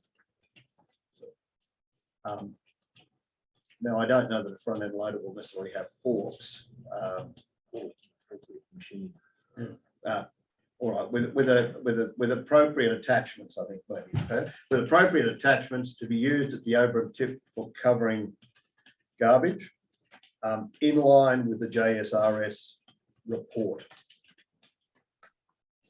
I think that ties it into the report because we already have a report on the tip. It does recommend a front-end loader, and I know that, yeah, and so I think we need to tie it in with that. And I'm then happy with the resolution as amended. Have you got that amendment, Sharon? Do I have a seconder for the amendment? Councillor Capel. Wish to speak to the amendment, Councillor Capel? Very briefly, Madam Mayor, it just would seem sensible to be talking about an appropriate machine or a machine with appropriate attachments.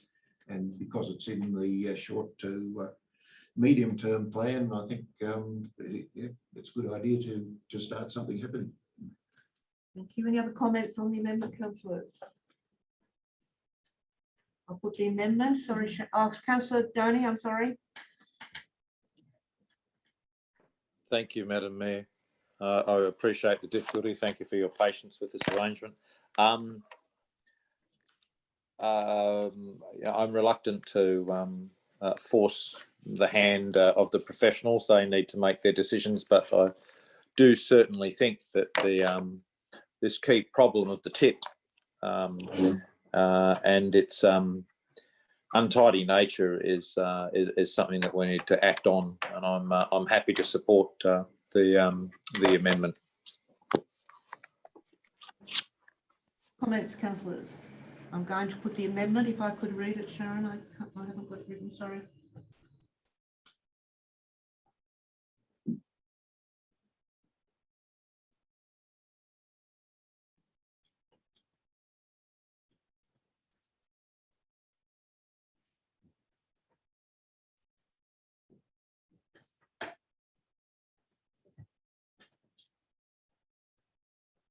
My apologies, it's not going to let me move it across for some reason. May I read it? Yes, please.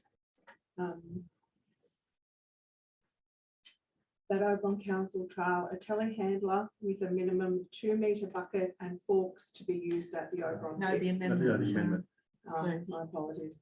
That Oberon Council trial a telehandler / front-end loader with appropriate attachments to be used at the Oberon tip for covering garbage in line with the JSRS report. I'll put that amendment, councillors. All in favour? Carried unanimously. The amendment now becomes the motion. All in favour? Carried. Thank you, councillors. Page 18, councillors. Item 1004, Oberon Cemetery damaged grave. The motion is that Oberon Council reimburse Robin Hanson in full from damage caused to her mother's grave, Euphemia Booth. Councillor Gibbons, are you proposing this motion? Yes. And I have a second to councillors. Councillor Lyons, thank you. You wish to speak to the motion, Councillor Gibbons? Yes. GM, do you want to hand out those? We've got them, I think. Sorry, there's additional. These are additional ones.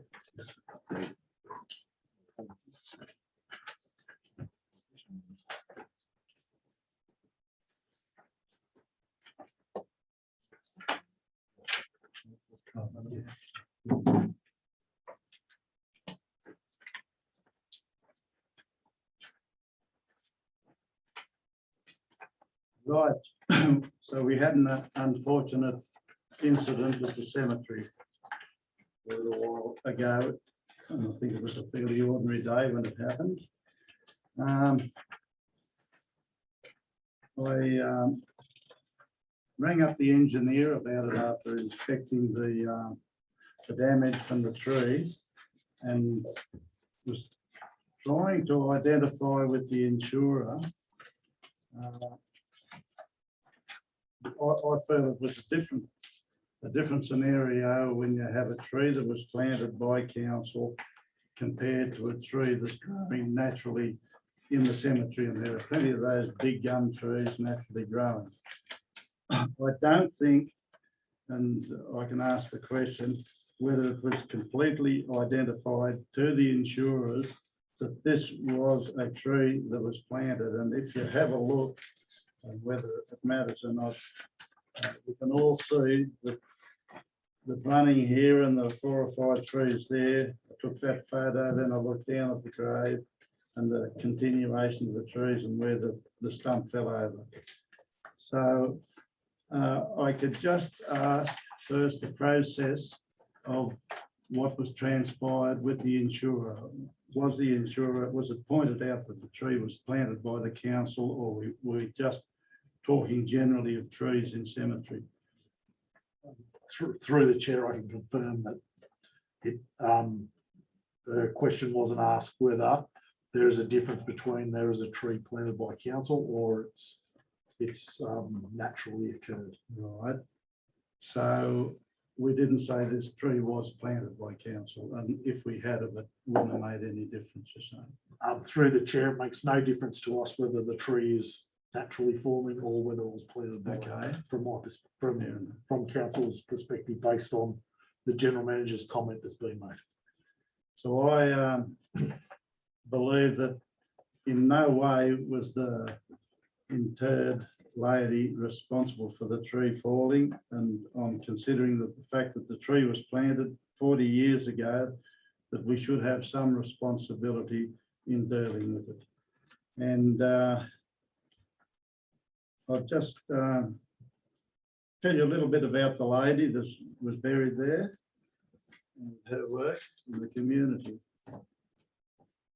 And I'll just brief us on last Tuesday night here in this very hall. We all agreed, hang on. I'm not going too far into this. I'm just saying we so much appreciated the value of volunteering in our community. And we all agreed what a great asset our town has with volunteering, and how it'd be impossible to put prices on this. Back to FEMI, contributions, certificate of appreciation. Councillor Gibbons, I fail to see the point of this, I'm sorry. We're discussing the reimbursement. We of are, Robin and this Hanson. is the lady. What Mrs. Booth did in her life really is not impacting, or shouldn't impact on this decision. Maybe it shouldn't, and she's no more important or no less important than anyone else up in that cemetery. But I'm just saying, it wasn't their fault. She gave 35 years of service to this very council here. I appreciate that this is a very emotive.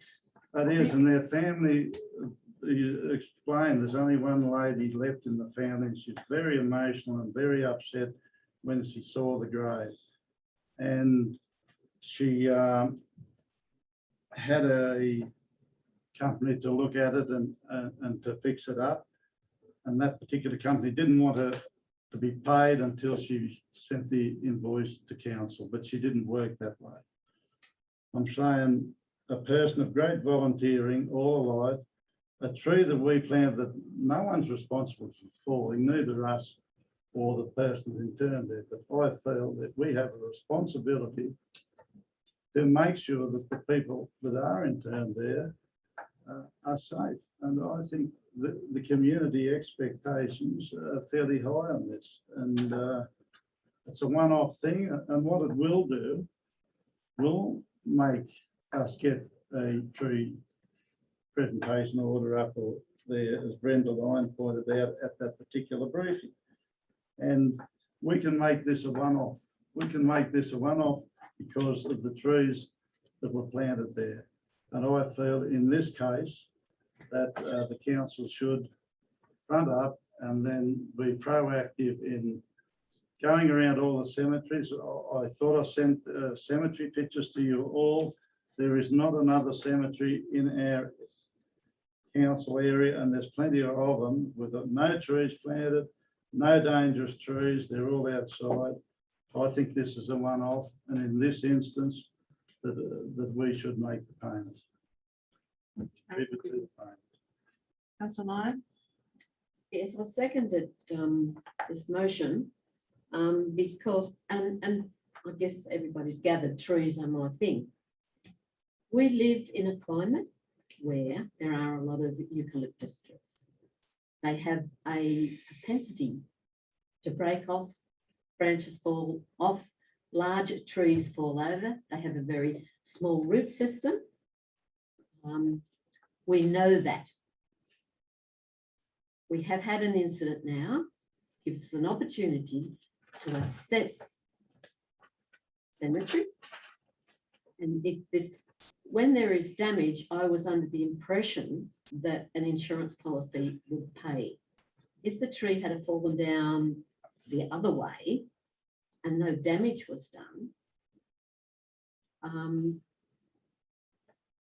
you just go and clean it up. But there was some damage done, and I do not understand why it's not covered by insurance. It's a property that we look after. There's often damage sometimes caused by the lawnmowers and things like that to the headstones, to the part, and that's just the nature of what we've got out there. And I understand that families, it is a sentimental thing, and families feel that it's their space because it's their relative. As I say, I second that. Second that we should pay this or get the insurance company to pay for us. Thank you, Councillor Lyon. Any other comments here, councillors? Councillor McCarthy. Madam Mayor, I'd like to move the amendment if I could get a seconder, and that we pay $2,000 towards the $5,000 of this cost for the family. I think we have a certain amount of responsibility. It looks like our insurance isn't going to pay, but there must be a fund that we can actually fund the $2,000 that I proposed. In my time on council, I think I can remember reports coming back, like Councillor Lyon just said a minute ago, that damage to graves was done by some overactive lawn mowing people up there several times, and we just faced up and repaired the thing. So I think there's a scope out there somewhere for us to front up the $2,000 and contribute towards the repair of this grave that unfortunately has been damaged. It's pity that it's a different type of grave monument, but that's what's there. And it was a locally constructed grave for headstone. But anyway, it's. So can you read out your amendment, councillor, or for Sharon, please? The council provide $2,000 towards the cost of Beanie Boo's repair of the headstone and grave monument. You have that, Sharon? Yeah.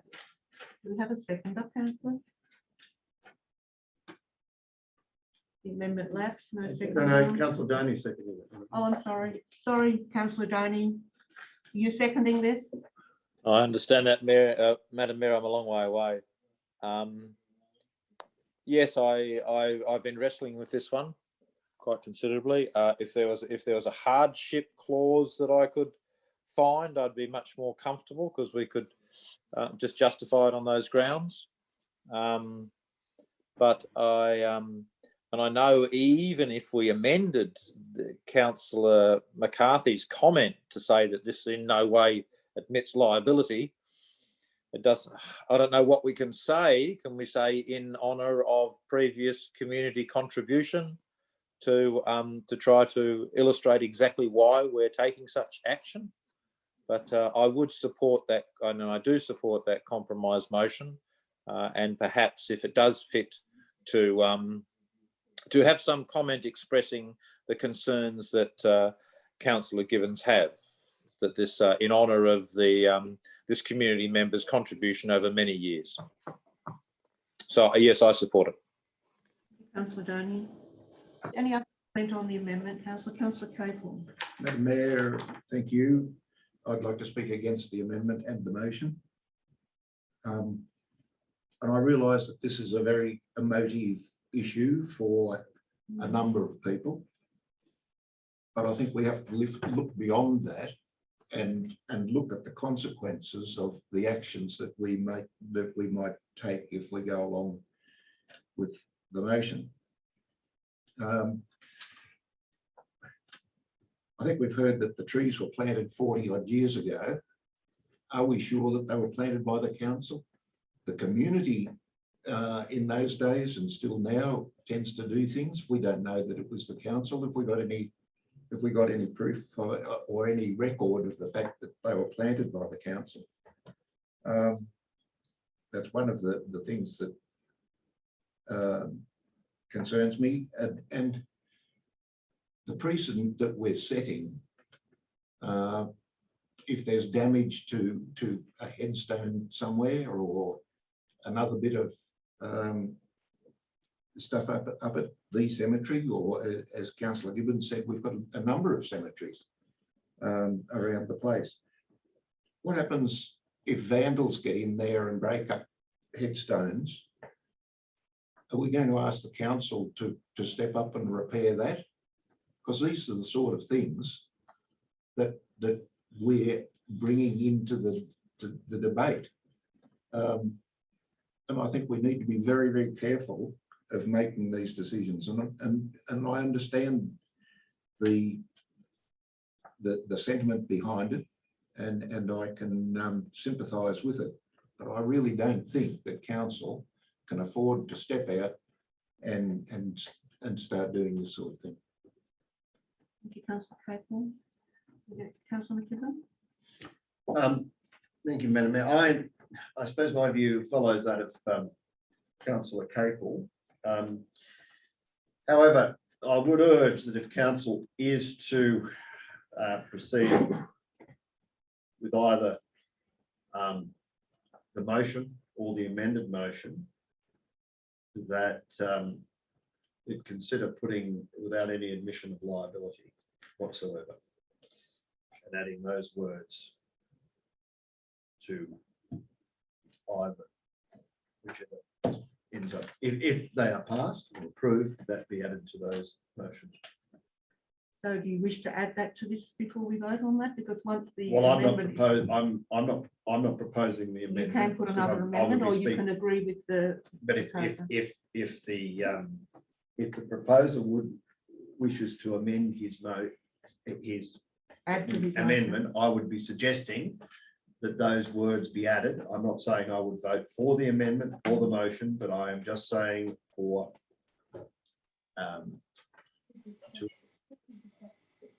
it's more like a ex gratia payment, that those words be added. Happy to go back to the mover of the motion. I'm happy to have that installed, if you don't mind. But the conversation we just had for Council Cable was great. In other words, if we have this accident happen in our cemetery and there's no living relatives left, that headstone and grave stays in disrepair forever. And I don't think it's acceptable. And that's why I propose that we put the 2,000 one-off payment forward. So could back to you, Councillor Donny. Can we add that amendment, please, Sharon? Can you say the words again, please? Oh, sorry. Without any admission of liability for the damage grave whatsoever.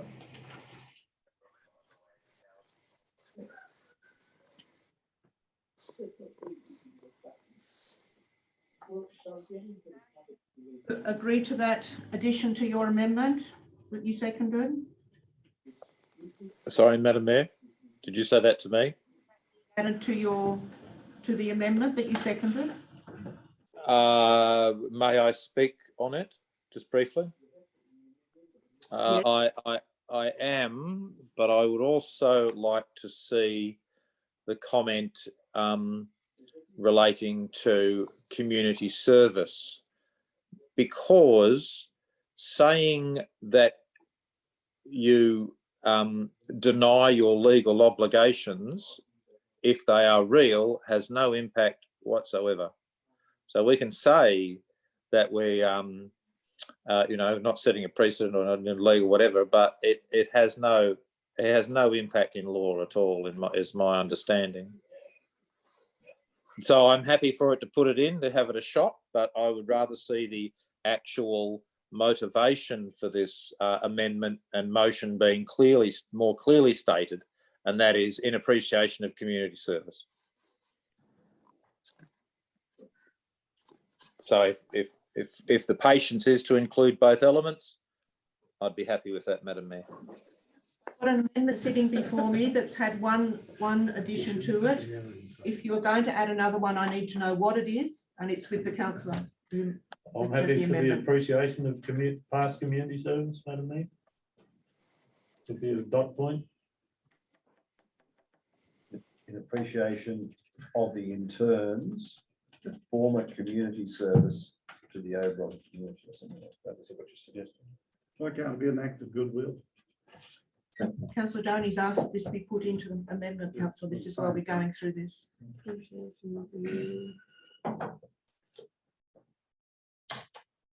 Appreciation of the dot, sorry, Sorry, Sharon. in appreciation of the community service. In appreciation of the service to the community. Could you read that out for us, Sharon, please? An Oberon Council reimbursed Robin Hanson to the value of $2,000 for half of the cost of damage caused to her mother's grave within the booth, in appreciation of the service to the community without any admission of liability for the damage to the grave whatsoever.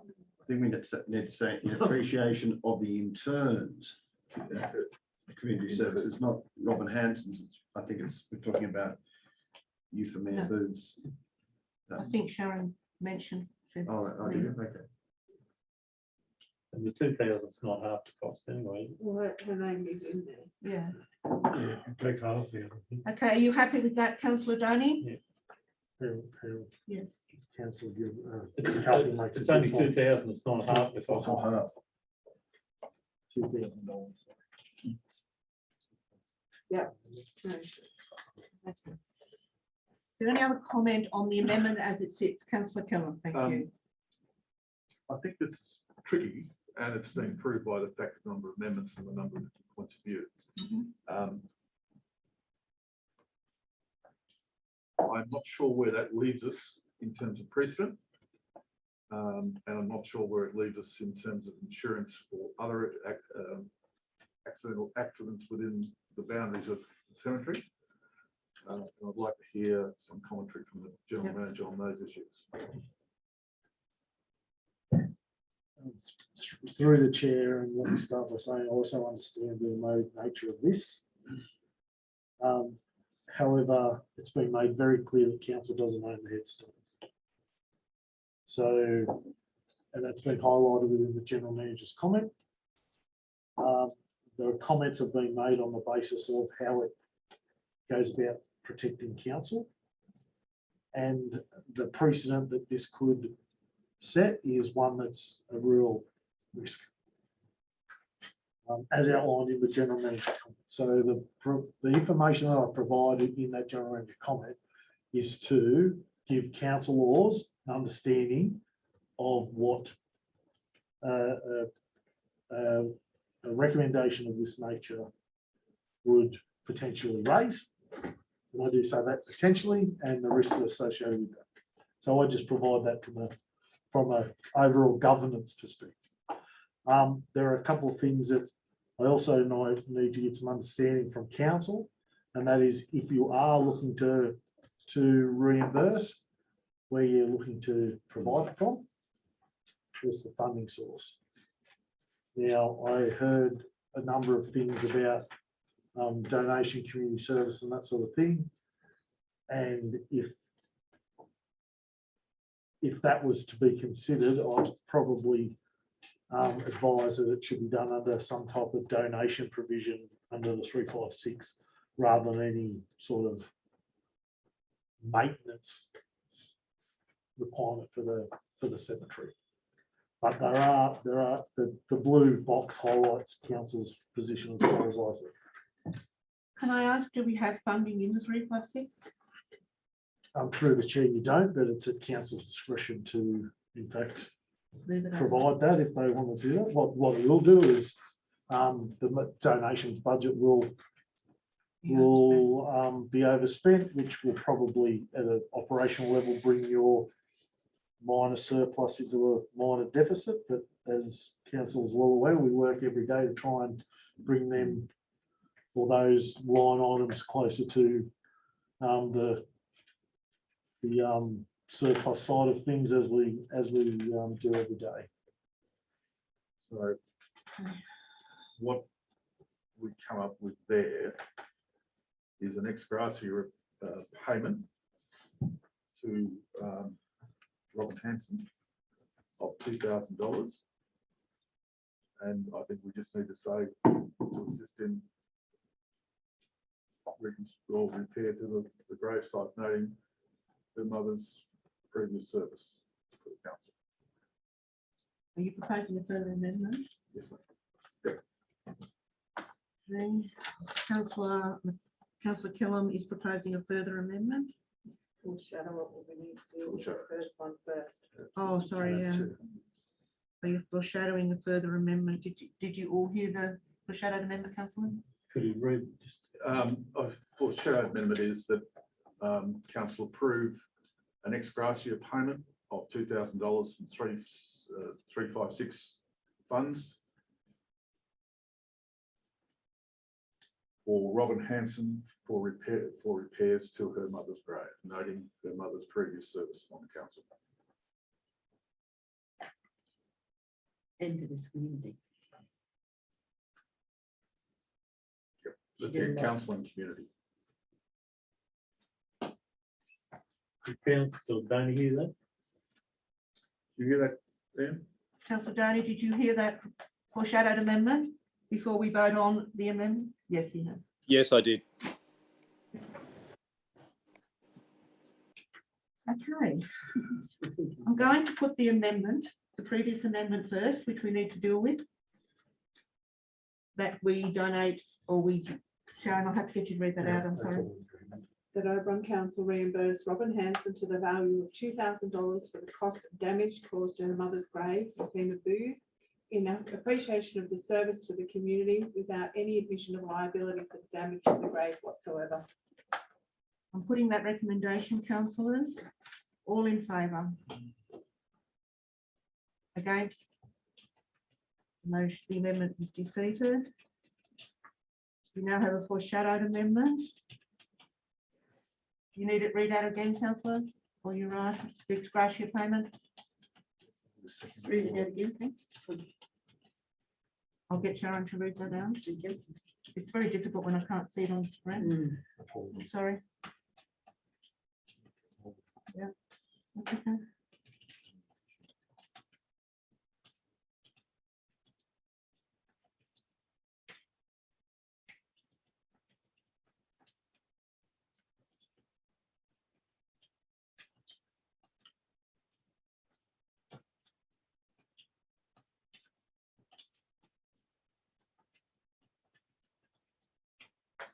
The amendment is that council approve an ex gratia payment of $2,000 from section 356 funds to Robin Hanson for repairs to her mother's grave, noting her mother's previous service to council and the Oberon community. Do I have a second to councillors? Wasn't there a bit extra on that? Sorry. Am I allowed to second that, or I will if I'm allowed to? Oh, No. I don't know that you can, councillor, I'm sorry. I'm not the mover. No, he hasn't moved or seconded the. The other one got lost, so it doesn't matter. The other one's Okay, gone. I'll take that advice. That's happy. You are going to No, second you that? can't. No, sorry. hang on. I thought that was correct. He's the mover of the original Original motion. motion. No, I'm not the No, mover. no, The the amendment. Oh, So the sorry. The amendment amendment. defeated, so I think- Oh, So it goes back to the Yeah. original.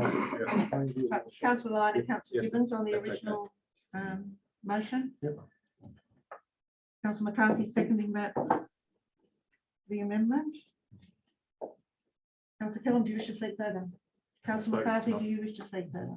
Any other comments, councillors? So I'm putting the amendment. All in favour? Against?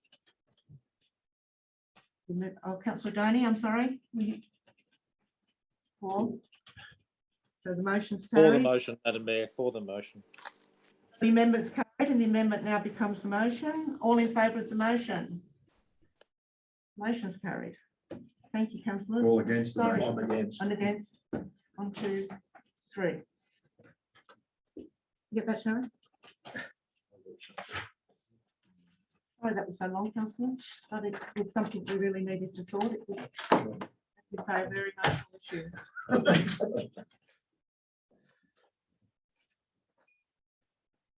Page 19, councillors, item 10.05, advocacy for COVID vaccination. The motion is in 3 parts: that Oberon Council write to the New South Wales Minister for Local Government and the New South Wales Minister for Health advocating that double vaccination against the COVID-19 virus be made mandatory for local government councillors and employees, and that strongly recommending this measure be implemented by the 31st of December 2021 due to the work, health and safety concerns that the COVID-19 virus could have on the local government sector.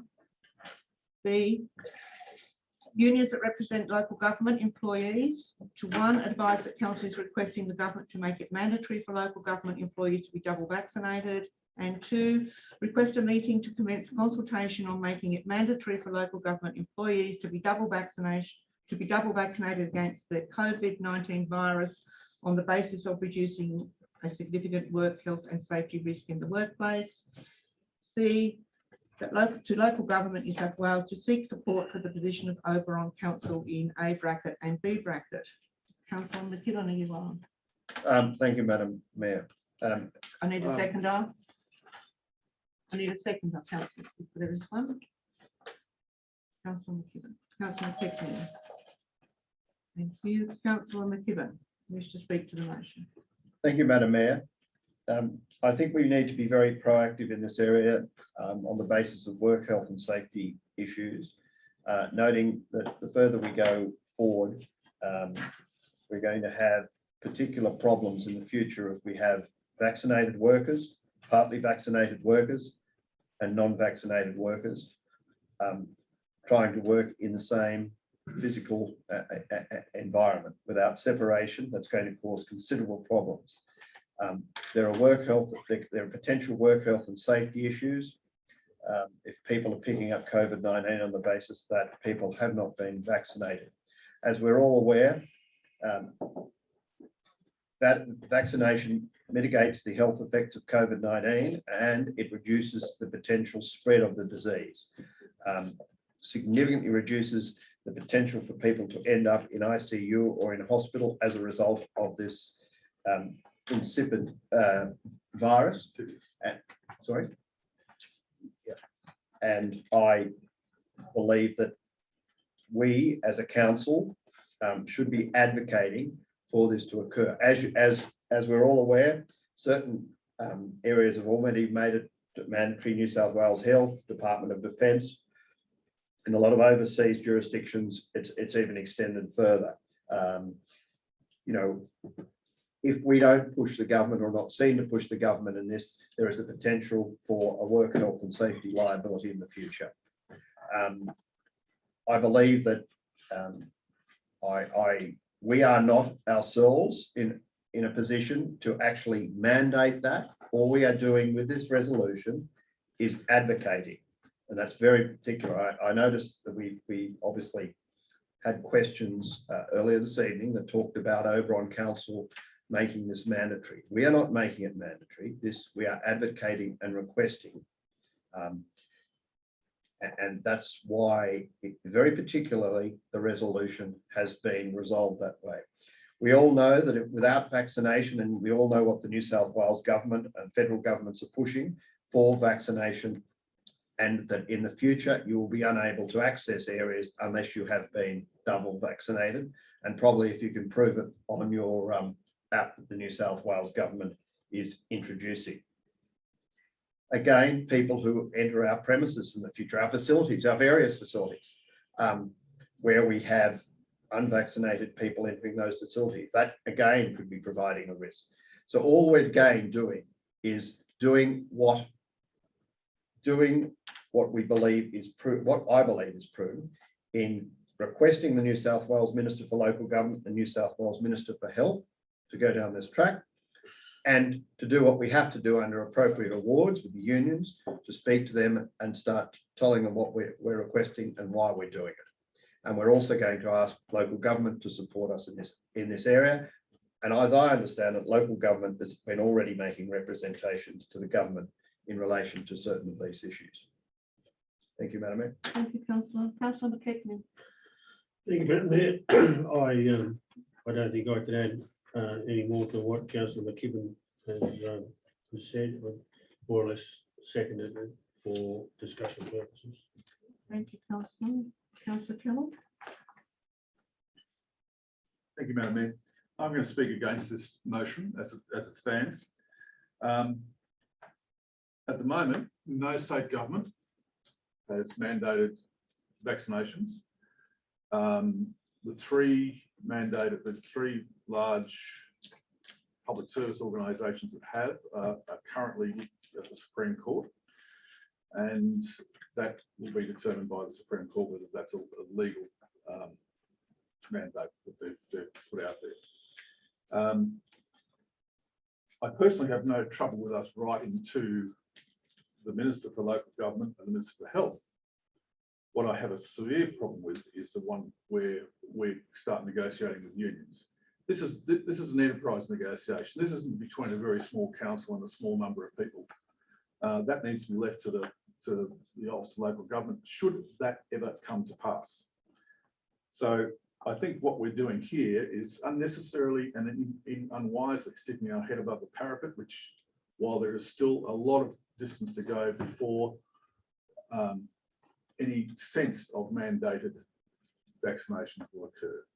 I have no trouble, though, with writing to the Minister for Local Government and New South Wales Minister for Health, suggesting that we would support a mandate on vaccinations, which may be appropriate for councils.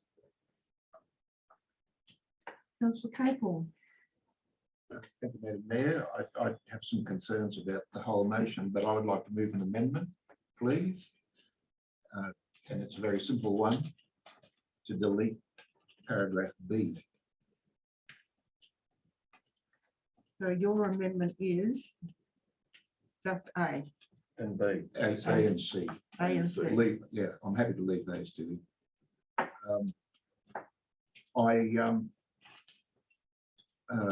don't think I need a second. Oh, sorry.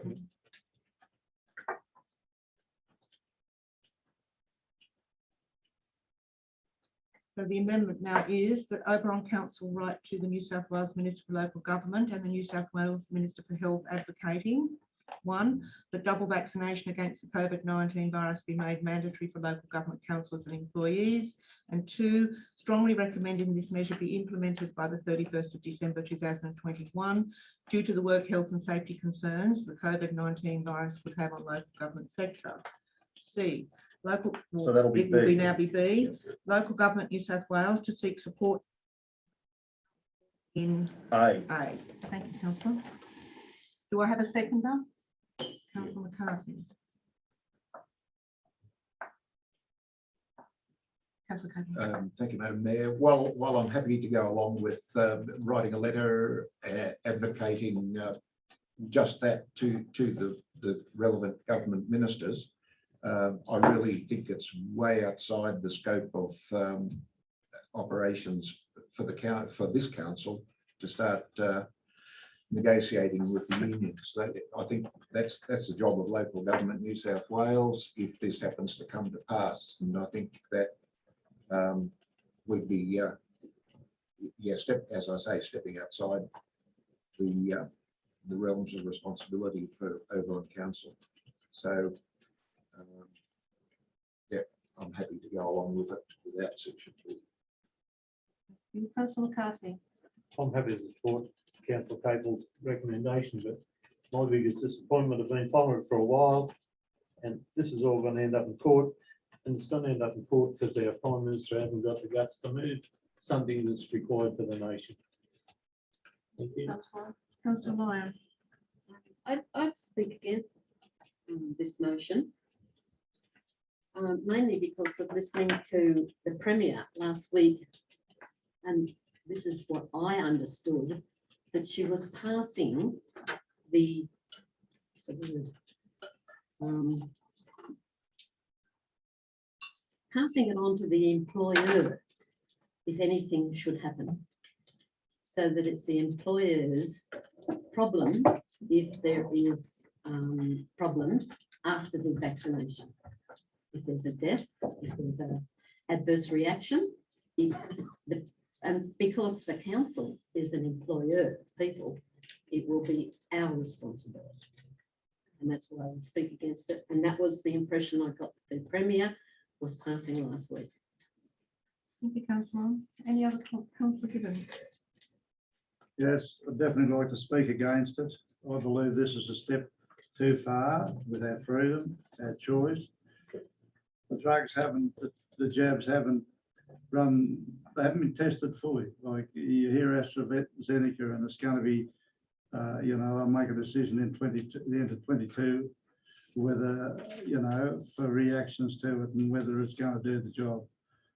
I just don't think we can be forced to have something in our arm if we don't want to. That's our freedom. You know, we're given free will when we are here. So it's our choice. It's no one else's choice.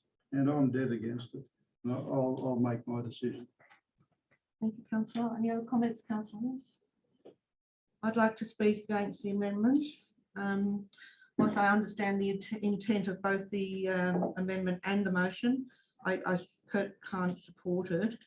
To me, advocating equals supporting, and I don't think this council's come to a position yet of whether we support mandating vaccination. I'm personally pro-vaccination, but from a council perspective, I'd like to see more information, read the risk and the liability that supporting mandating of vaccination would present to council. I can think of several just off the top of my head. Service New South Wales, if we mandated vaccination, Service New South Wales, we wouldn't have it. We wouldn't be able to effectively run it. That's just one example. I think there's lots of outcomes that we need to look at as a council more closely before we take a position on mandating or supporting the mandatory vaccination. Oberon's certainly not in a financial position to be a test case. I think this needs to be left. We need to wait and see the body of work that the local government New South Wales is doing, what the outcome of that is before we take a position. And I think advocating to me equals supporting. If we're asking somebody to advocate on our behalf, that means we support what we're advocating for. And this council hasn't taken a position on that. So I'm against the amendment and the motion. Councillor Donny, did you have your hand up?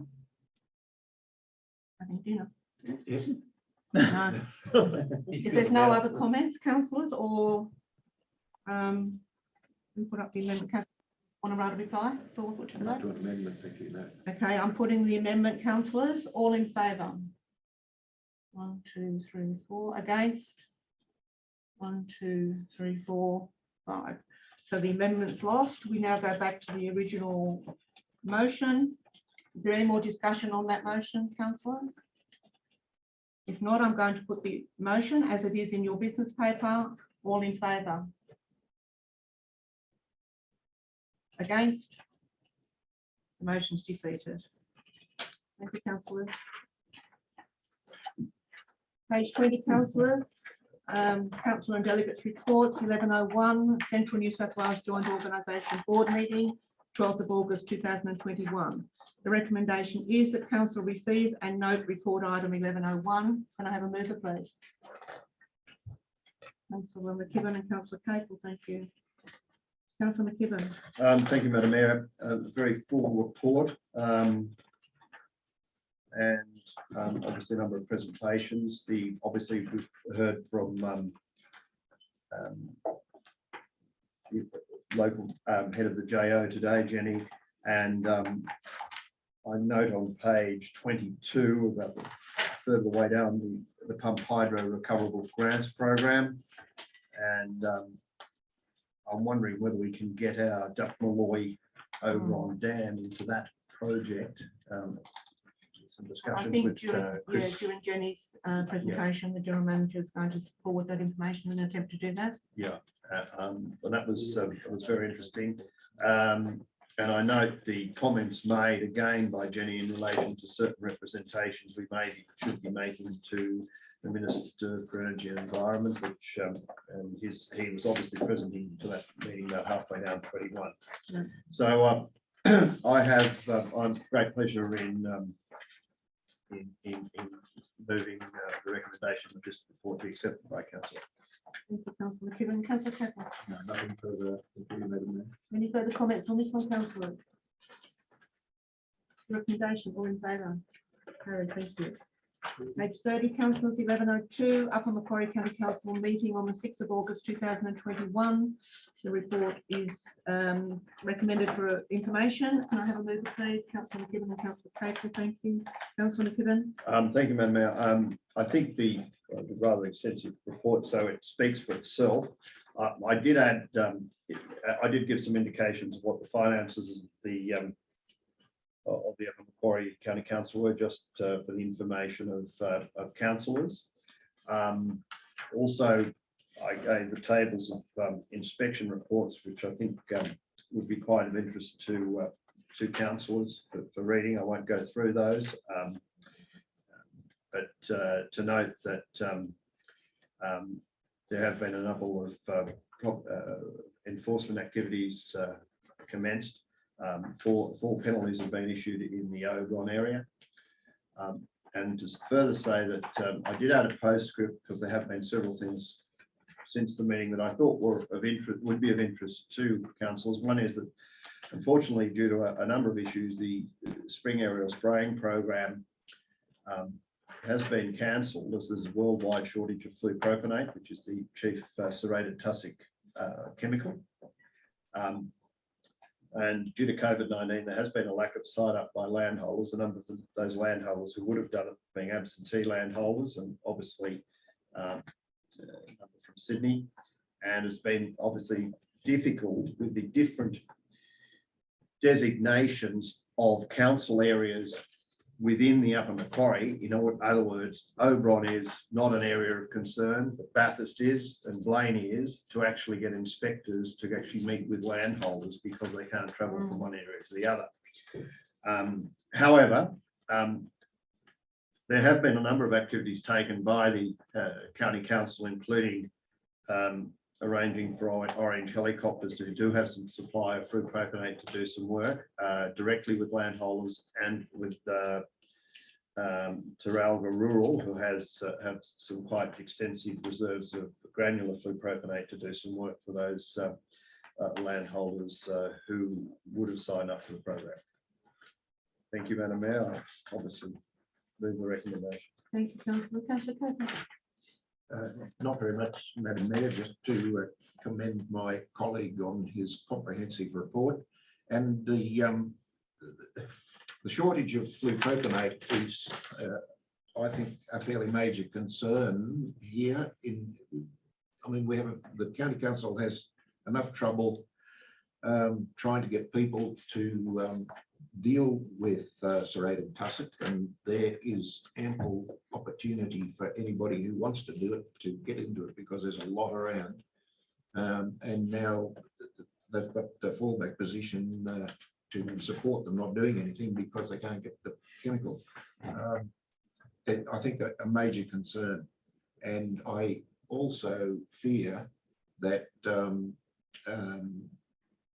chemicals for dealing with thistles and other things that we have to deal with may also be in short supply as the season goes on, because most of the active ingredient for a lot of the chemicals that we use comes out of China. And as we know, shipping between between here and China is a difficult thing at the moment. So I think the county council is going to have some fairly serious issues over the next 12 months. Thank you, councillor. Any other comments, councillor McCarthy? Madam Mayor, there was a bushfire meeting on the weekend and that was brought up, the shortage of chemicals. Mainly the plastic, but then I was told there's a shortage of Roundup as well. Maybe it's an opportunity that someone in Australia can restart up and provide that service in Australia rather than relying on it all come from China. With a bit of luck. Anyway, thank you. Any other comments, councillors? Put the recommendation. Oh, sorry. Sorry, councillor Donny.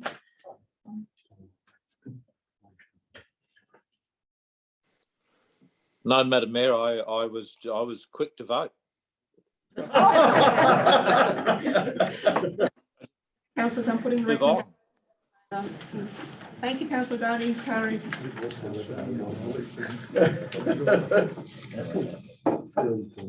There's 34 councillors' committee reports. 1201 Local Emergency Management Committee. The recommendation is that the minutes of the Local Emergency Management Committee held on the 9th of August 2021 be received as information. A mover, please. Councillor Capel, Councillor McKibben. Councillor Capel. Just a comprehensive report as usual. I don't have any comment on it. Thank you, Madam Mayor. Thank you, Councillor McKibben. No, Madam Mayor, the report speaks for itself. I'm very happy to second. Any other comments, Councillor McKibben? Yes, Madam Mayor, I just had a couple of people in the community raised the issue of the changed telephone number for the police station. It's no longer, well, at the moment, it's not 63361,000.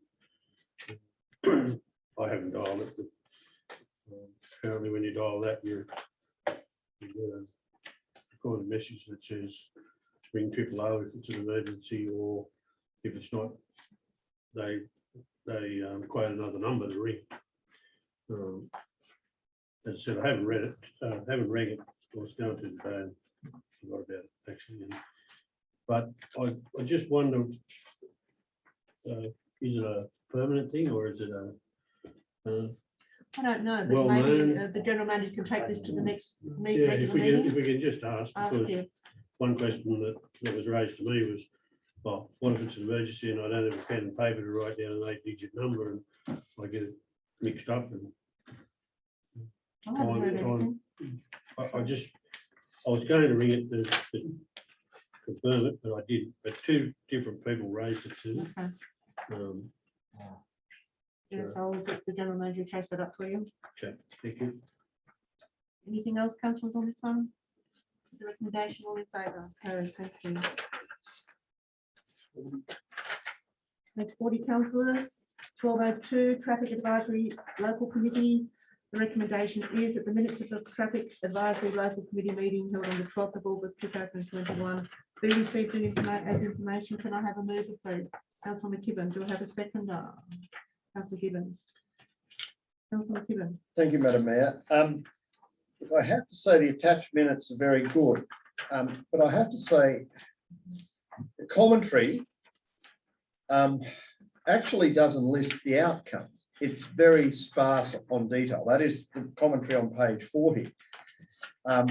Yes, the notification of the cancellation of the North Shore Sporting Club, upcoming AMS AG rally, which is held within forestry. I think the action is that's to be confirmed at a later date. I would just ask that when someone summarises the minutes, and the minutes are very good, that, you know, the outcomes are actually listed. It's not, things are not left hanging. On the Jenolan Caves 5 mile and 2 mil access ways and the updates, as well as the commencement of the Jenolan RO shed. Well, what's happening? There was an outcome listed in here. There was an outcome in relation to the Abercrombie Road intersection at Sloggett's Road.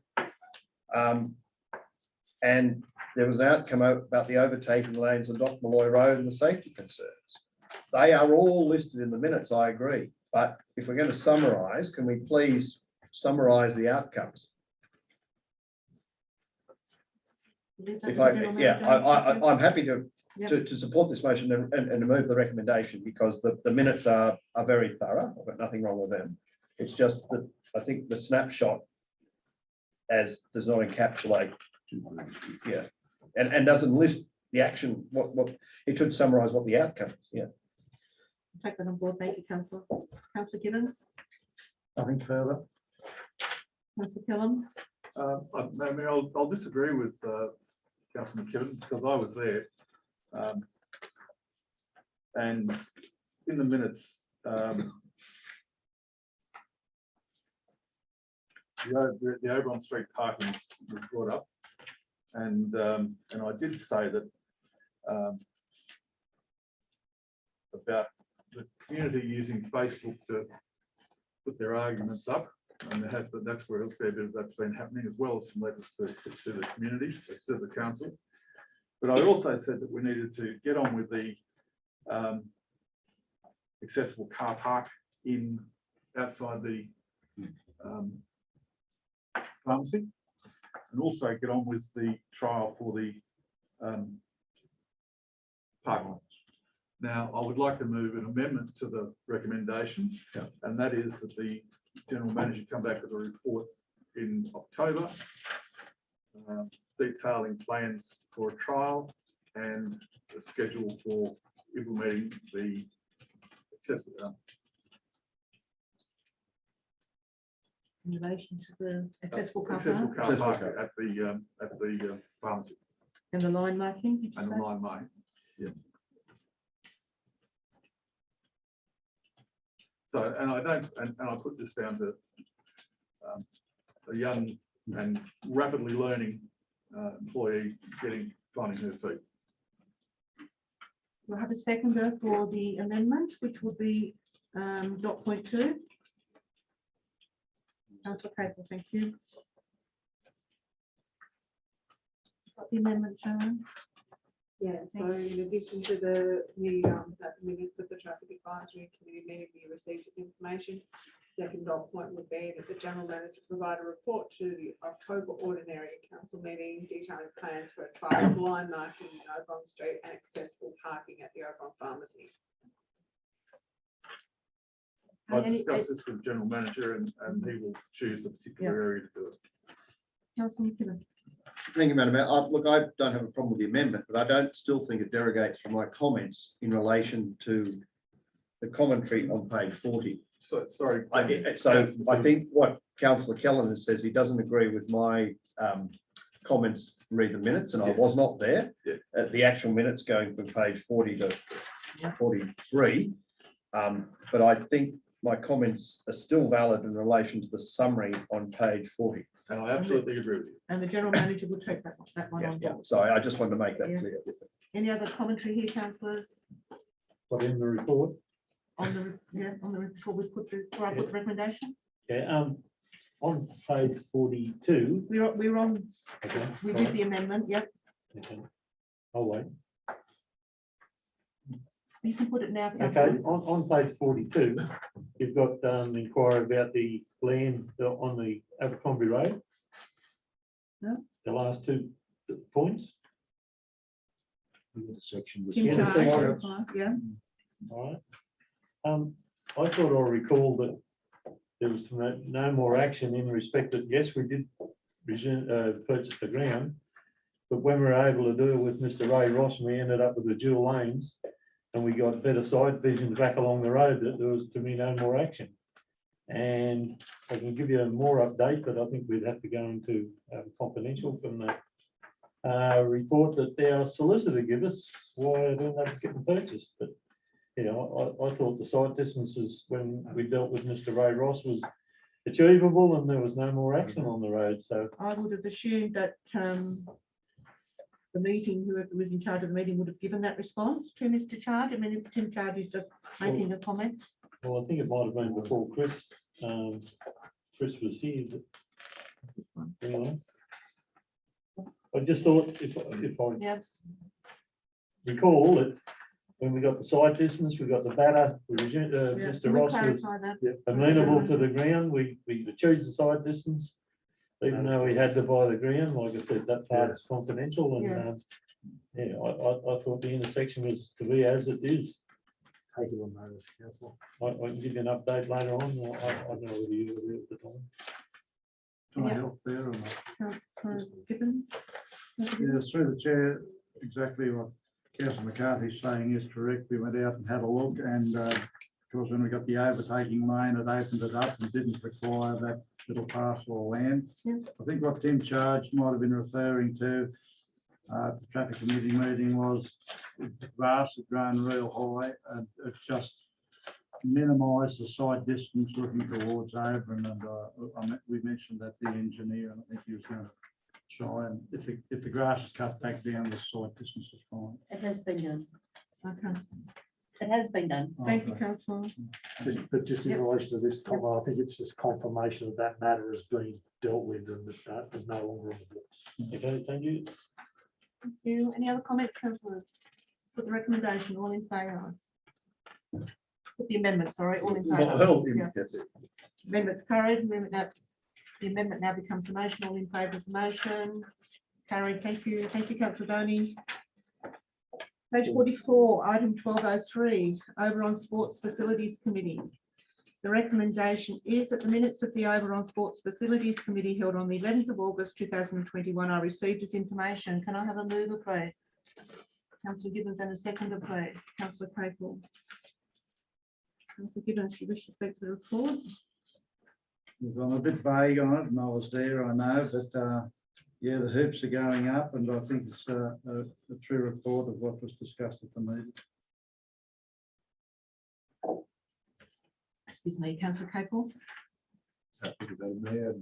Nothing really, but interesting to note that there are some concerns raised, and there were obviously a fair few questions about the new sports fields, which I assumed were answered to make the raises of the concerns happen. Can't tell that from this report, I'm afraid. That's why I'm assuming. Yeah. Through the chair, my understanding is the concerns have been raised by the football club were provided to the assessing officer that's dealing with the current league's club application now, and those will be taken into consideration as part of that report. Just Madam Mayor, I'd just like to make a note that based on the attendance, there wasn't a quorum to allow the meeting to go ahead. I think it just should be noted that whilst there is a set of minutes, the quorum is required to create that. So I would just make a note that there's no quorum for this meeting. And I just through the minutes, I've been reading the discussion around the sports club, and can I just reiterate that the mayor and the general manager have only been dealing with orgs as far as funding is concerned. They haven't been dealing with the actual concept plan at all, apart from the last meeting. So the suggestions, you know, that to me tells me that general manager and the mayor have been involved in heavy conversations. That's not the case. It's been the funding we've been involved in, and just of recent time, the concept. And the concept design to the extent of a JRPP approval. Correct. Yes, it's still with them. Yeah. So, Yeah. yeah. So as the general manager said, these suggestions, or some of these suggestions, would have come in as submissions. Is that correct? My understanding, through the chair, is my understanding is that they have been raised in a letter to council that's been forwarded to the assessing officer to provide as a submission. Thank you. Any other comments on this one, councillors?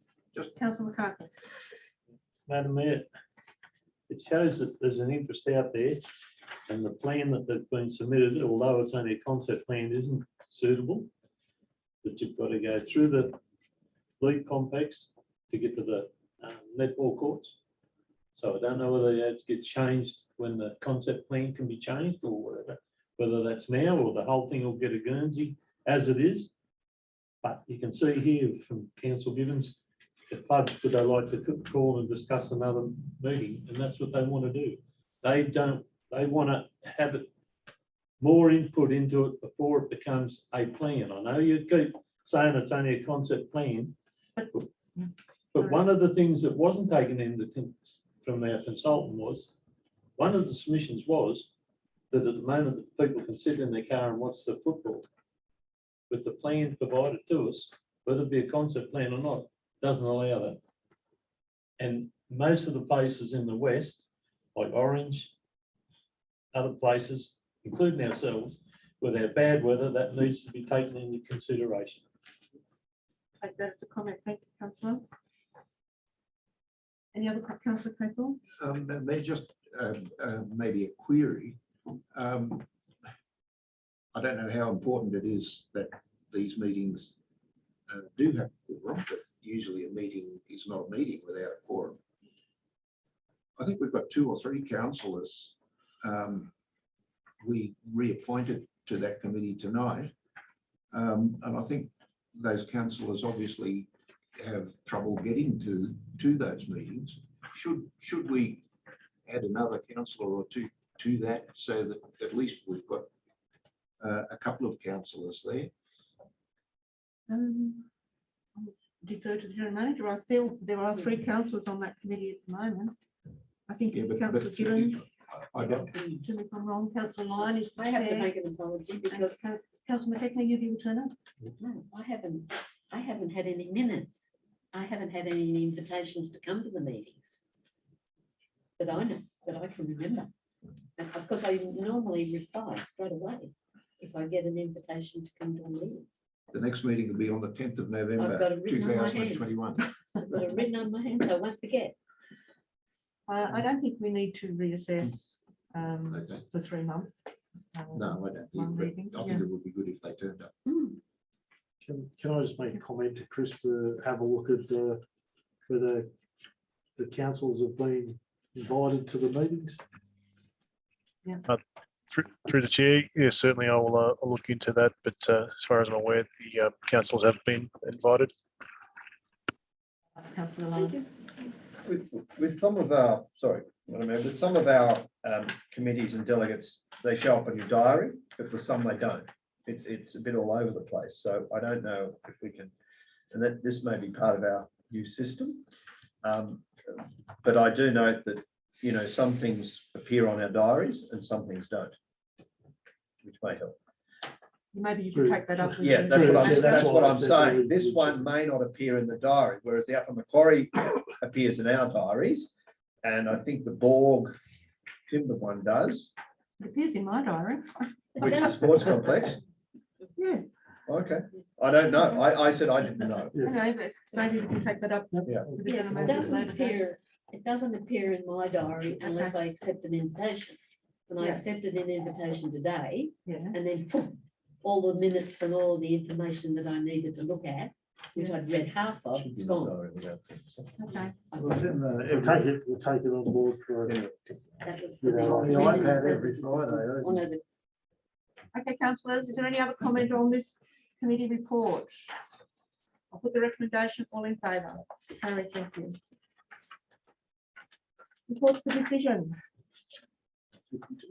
Page 40. Oh, we've done that 52 one. done that We've one. done that one. Page 52, councillors. Item 1302. Item 1302, sorry. Oberon Bicentennial Tapestries Project. There's a recommendation that council provide an additional $2,100 from community programs and events budget to supplement the works undertaken with repair and restoration framing of the Oberon Bicentennial Tapestries. Can I have a mover, councillor Kellam, and a seconder, councillor Lyon? Thank you. Councillor Kellam, do you wish to speak to this one? Thank you, Madam Mayor. I think we have got exceptional value and exceptional work from Alison. When you read her report of the conservation of the tapestries and also the amount of work she put into it, it's quite extraordinary. And I think she set us up to have a series of artifacts which will last for an exceptionally long time. I think that the extra $2,100 is part of that's the budget itself that needs to be topped up to $600. And I strongly endorse the added contribution for Alison at $1,500. Thank you, councillor. Councillor Lyon? Yes, I just reiterate Councillor Cullen's remarks there that they will be around for a long time. And it was a bicentennial project that a lot of people in this town participated in. Took many hours, two years, full-time work to complete the projects. So it'd be wonderful and that they'll be fully restored and around for possibly hundreds of years, because it's a reflection of what our community was and what we did here. Thank you, councillor. Any other comments on this one, councillors? Councillor McKibben? Thank you, Madam Mayor. I fully support Councillor Kellam and Councillor Lyon's comments. And I think that eventually, when these tapestries are hung in our new hub, that there should be a plaque acknowledging the work that Alison Smith has put into these as part of that, as recognition, as part recognition. There may be other ways, but that should be a must, I would suggest. We have discussed that, councillor. Any other comments, councillors? Put the recommendation, all in favour? Carried, thank you. Page 63, item 1303. Business case, land at 34 Glyndea Avenue, Oberon. The recommendation is that council provide $20,000 from the land bank to prepare documentation in preparation of a development application for a dual occupancy on land known as Lot 10, DP 245689, being known as 34 Glyndea Avenue. Can I have a mover, please? Councillor McCarthy. Yeah. Seconder, please. Councillor Cullen, thank you. Councillor McCarthy, do you wish to speak to this? Yes, Madam Mayor. Before we go off spending the whole 20,000, we need to go to the block of land and find out what footprint we've got, because the sewer lines traverse the thing and restrict the area. Council that I've seen, anyway, I think the action to relocate the sewer needs to occur on the north side, not the south. But yeah, if we can't get a decent footprint to develop this ground, maybe it's got to stay as a park. And I hate heating them words, but yeah, it's encumbered by this sewer line, and I think that's the first thing we need to do. Use some money to see what build we've got, what area. And it was disappointing for me that that young chap took that thing on and wasn't shown that in his brief that we had that encumbrance, because that's a part of learning. Anyway, it didn't happen. I think we had a very good plans from that young chap, but it doesn't fit on the block. Thank you, councillor. Just through the chair, that information was provided to that person as part of that development. It was. It was. And the second thing, the 20,000 would look at developing projects if there is encumbrances on that, whether we have to go to some length to cover, to pier either side, to move, whatever that looks like. That's the intention of having this project put together. Councillor only wants to talk to. Yeah, councillor Pelham. I'm happy to put 20,000 aside. I think it's a good project. And I agree with Councillor Carly. There's a whole bunch of due diligence that needs to be done in that. With that money. Councillor Gaming. Sorry, Madam Mayor. I think the project's worth investigating. Definitely, 20,000 seems to be a fair bit straight up and down if Councillor McKibben's points are valid. But no, the scheme has my support, Madam Mayor. I think we should take a look. Thank you, councillor Donny. Councillor. Mayor, the only thing and I don't know whether it's necessary, General Manager advised, I'll be proposing an amendment to say that council provide up to 20,000. Because more than happy with because that. Not, yes, by saying you're providing 20,000, it's Whereas we may do as Councillor McCarthy, we may do the investigation of the sewer, for instance, and say, oh, we can't go any further. It's cost us $5,000. Stop. Through the chair, the intention would be is if those encumbrances are unsurmountable, Yeah. we wouldn't be spending anything near the 20,000. So look, I'm not here or there, but I just, as long as it's understood, it's up to. If it needs to be clearer, the only amendment I was proposing was adding the words up to before 20,000. Through the chair. Councillor McCarthy, Yep. can we add up, and Councillor Cullen, no objection to that? So it doesn't have to go. Up to, I'm happy with that course of action, Madam Mayor. thank you. Any other comments, councillors? I'll put the recommendation. All in favour?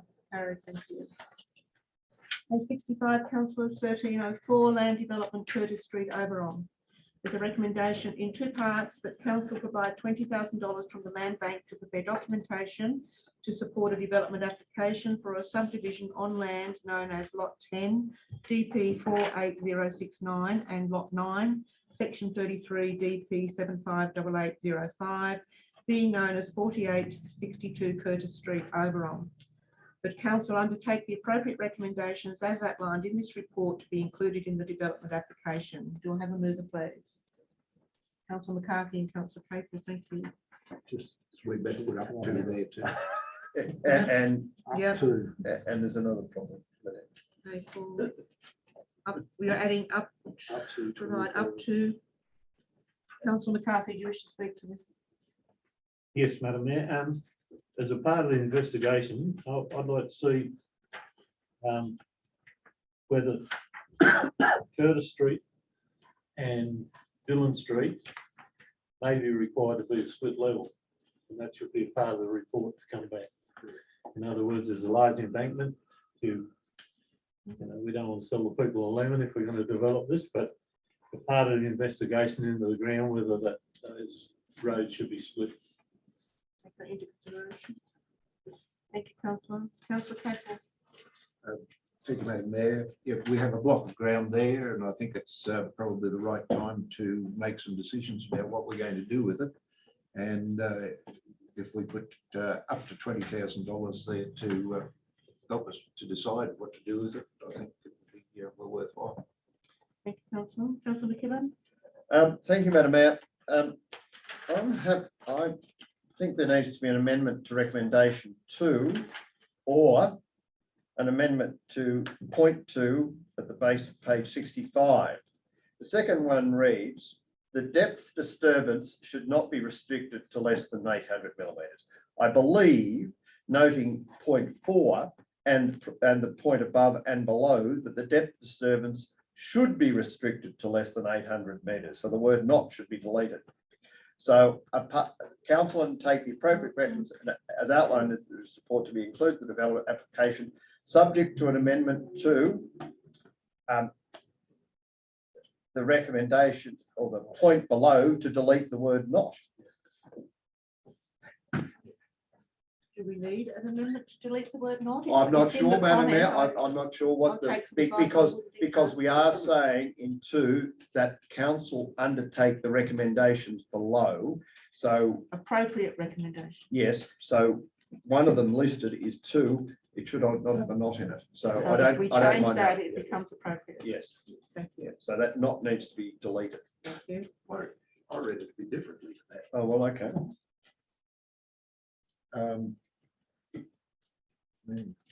Maybe you're right. I read it to mean that the depth disturbance should not be restricted to less than 800 millimetres. Righto. It's not below 800 millimetres. Yeah, should not be restricted to less than 800 millimetres. And if it is, if you want to go more than 800, Okay. you need a management plan. But then it says, should work be required below 800, asbestos management plan be required to highlight. Yeah, whatever. Get rid of the not. It's a, Top bit, okay, bottom bit. Yeah, that's what I understand. Yeah. Councillor Donny. that's how it. I'm just enjoying it, Madam Mayor. Did you not put your hand up to speak? Should you? You're just waving to me. As an ex-school teacher, I feel I should be saying something to these gentlemen about their English and their spelling and all the other things, but it's just withering viewing, really. Oh, no, Madam Mayor, I'm good. Thank you, Councillor. Any other comments, Councillor McCarthy? Do we really need the asbestos thing? Didn't we have Macquarie Geotech just do a survey recently and found nothing there? Through the chair, down to 800. So They that went was down. that's what the recommendations have outlined. And So we didn't do boreholes down to where it was only preliminary. And isn't the asbestos in the common, which is the adjoining ground, isn't it only in the ridge of the ground? Like, we never put this coating on us when we're doing the skate park or anything like that. We Through the chair, that's exactly what we did. Because we know of naturally occurring asbestos in the area, every time we go anywhere near that land, we do an intensive geocheck on the land prior to. Okay, could we do that with the rejected O'Connell fence where we put the concrete fence up in Kerr Street? My understanding is it didn't go below 800. Okay, thank you. Thank you, councillors. Is there any other comment before I put the recommendation? All in favour? Carried. Thank you. Page 67, item 1305. Proposed replacement of the causeway on Noonans Hill Road. There's a recommendation in two parts, councillors, that council agreed to the replacement of the causeway on Noonans Hill Road with a concrete structure utilising two precast concrete box cells with a concrete overlay surface. Two, that project funding of $80,000 for the replacement causeway be made using funds from the 2021-22 roads maintenance budget. Can I have a mover, please? Councillor McCarthy, Councillor McKibben, thank you. Councillor McCarthy, do you wish to speak to this one? Madam Mayor, if we're going to do a major amount of work and this will lift the road base across that crossing up a bit, which is good. But somewhere I read with a lot of focus about pipes, or might have been just in the meeting about pipes on these crossings. I used to work with two blokes that put set lines on each end of the pipe, and each afternoon they used to come home with fish. So fish definitely sit in them pipes. So if any fisherman tries to tell you that they've got to have box culverts instead of pipes, it's a load of hogwash. And I think Brenda Long's might know the same gentleman. Thank you, Councillor. Councillor McKibben. No, but I do have some sympathy for Councillor McCarthy's view because I have actually seen fish go through pipes. But I think the recommendations are aptly suitable, and I'm very happy to second it. I think it's necessary. Thank you, Councillor. Councillor Gibbons. Yes, so the chair, this has been the weak link on this road for forever and we're in the 21st century, and I'll agree with Clive that fish will go up round pipe, but you tell the fisheries that because they'll fine you very hard if you don't use the box culverts, the square culverts. So, yeah, overdue and good work. Thanks. Thank you, Councillor. Any other comments, councillors? I seem to recall that this crossing was washed away at some time. To be in my time being in Oberon, and one of our councillors actually got an award for dragging someone out of a car. But I thought the concrete was shown in the paper being tipped up, but you know, I don't think it's the regional concrete. Thank you, councillor. Putting the recommendation, all in favour?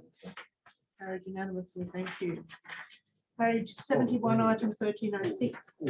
Review of payment of sick leave bonus policy 2104. The recommendation is that council endorse the updated payment of sick leave policy 2104 as presented. Can I have a mover, please? Councillor Capel and the seconder, please. Councillor McKibben, thank you. Councillor Capel.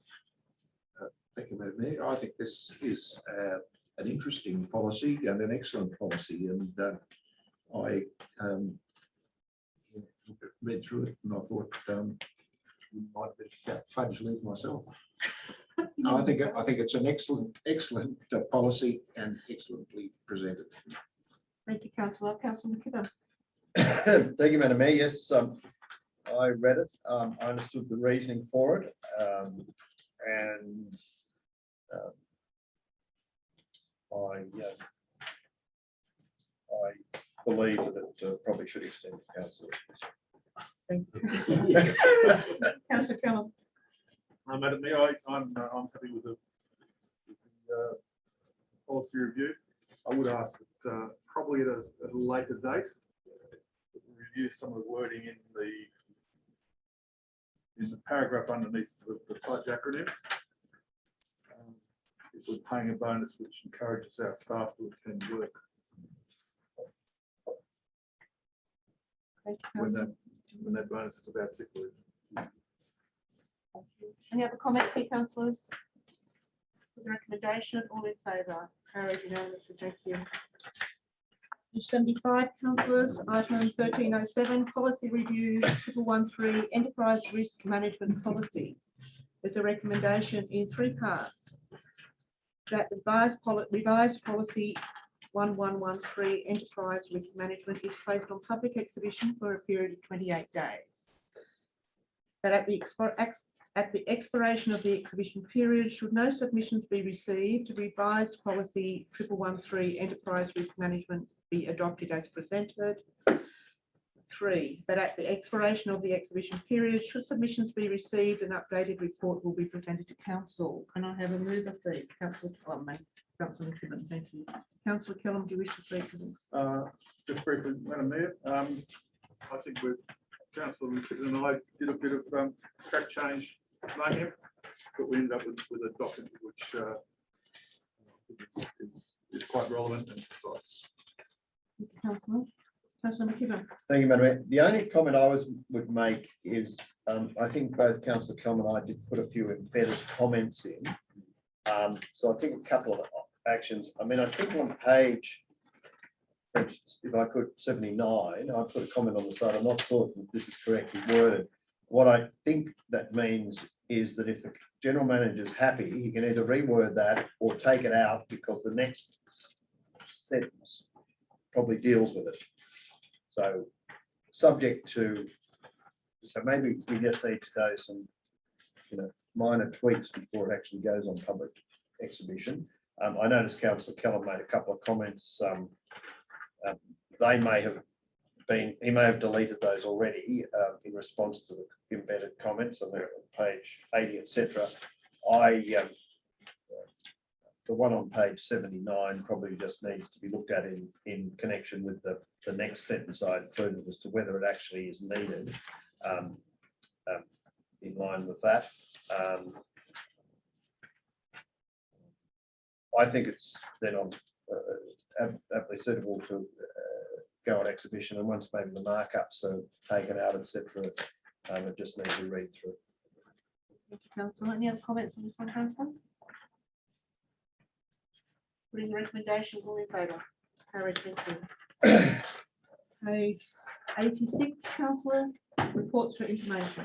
Item 1401, monthly activity report, general manager. The recommendation is that the report item is received as information. Can I have a mover, please? Councillor Kellam and a seconder. Councillor McKibben. Councillor Kellam, do you wish to speak to this report? Just briefly, Madam Mayor, the recruitment, can you through you, the general manager, update on the difficulties and the way ahead to get the new chief, get our new chief financial officer. Thank you, Mr. Thanks, Mark. We have gone out again for a second lot of advertising for the CFO's position. We currently have it supplemented through a very competent CFO and also having additional assistance provided in the interim. But we're looking for a person who can meet the requirements of council moving forward. So we're re-advertising that position as we speak. Thank you. Councillor McKibben. Thanks, Madam Mayor. I'm missing something here. So we've had the last chief financial advisor resign. Yes. When was that? In July. Okay. All right. Probably made aware of that, but I wasn't. I couldn't figure it. Okay. So that person only been in the job a short period of time, I believe. That's correct. Right. This seems to be a never-ending battle, this position. Through the chair, currently these types of positions are a battle every week. Has been since 2016, I think. All right, thanks. That's the only area I identified also for questioning. I'm quite happy to second this report. Thank you, Councillor. Any other Councillor Gibbon? Councillor Darnley second that motion. He's had his hand up for a while, that's all. Councillor Donny didn't second. No, he it. didn't second it, but he put his hand up 2 Yeah. seconds. Councillor Lyon, I'll come to Councillor I Donny. just have a query. The current restrictions are from Sunday the 12th of September 2021. Masks are now required in all indoor areas and not your primary residence. But in Good News Week, it said outside, you don't have to wear a mask. Through the chair, that's right. That's right. So you need to wear a mask inside. Oh, that's right, yeah, but You don't need to wear a mask outside. yeah, should that be included in this report? That you don't have to wear it outside. Public knowledge? It's through the chair, it's part of the public health order. Pretty I'm well just advertised. questioning, I'm just questioning why it's not in this report. So through the chair, all I've said is that you need to wear a mask inside. Understand that. Take a note of that, Councillor. Thank you. Councillor Donny. Thanks. Thanks, Madam Mayor. I think it's quite an impressive report. My compliments to the author or authors. I think it's pretty solid. Just a couple of quick points. Nice to see that bit of innovation or passing on from the library with this idea of actually delivering books to people's homes. I think that's a great little one. I note, going to page 90 on the issue of training, that currently being undertaken is a certificate 4 in business studies. Where is that being undertaken? Physically? Yes. It's online, councillor. It's online, okay, all right. There was, in recent times, the conversation of trying to get a couple of other training modules operating up in Oberon. Has there been any opportunity for that to be pursued? Through the chair, I believe that you're talking about that and tried to implement with the TAFE. Yes, that's correct. And had pretty much a change in direction since that time. But it's certainly something that we can try and reach out to them again to see where their position is at the moment. To be honest. I raised it out of interest because any training that we can get sourced out of Oberon that reduces the inconvenience and cost for any of our staff to do it is a real bonus. So I just raise it. Under recruitment on page 91, I've been following the package of the Chief Financial Officer. I think I raised it last time we mentioned this. And it's not a bad package at the moment. So there must be, are they getting paid a lot more than that somewhere else? In a word, yes. Must be, yeah. Because, you know, in the most recent offer, I thought that was a generous package. And lastly, I believe, on page 96, just the 8th of September, Water New South Wales and Oberon Council joint discussion, Fish River water quality. Could you just provide a little bit more detail on that, if that's at all possible? Through the chair, I was just looking at options around what that looks like moving forward. As I indicated to councillors previously, that there had been some discussion around IPART's determination about water quality and how that would look in the purchase stakes. So it's just a add-on to that. Okay. Thank you very much. Thanks, Madam Mayor. Any other comments? I'll put the recommendation. All in favour? Carried. Thank you. Page 97, 1402, monthly activity report, planning and development. The recommendation is there that the report item 1402 is received as information. Councillor McKibben, thank you. A seconder, please. Councillor Capel, thank you. Councillor McKibben, do you wish to speak to the report? I do, thank you, Madam Mayor. A detailed report, just a couple of questions. Halfway down page 97, the survey has obviously been undertaken of existing levels of the waste facility. Have we got the results of that yet? Through you, Madam Mayor, to the Director. Through the Director. Thank you. Through the chair. No, we haven't received the results yet, councillor, but we'll be chasing it up this week.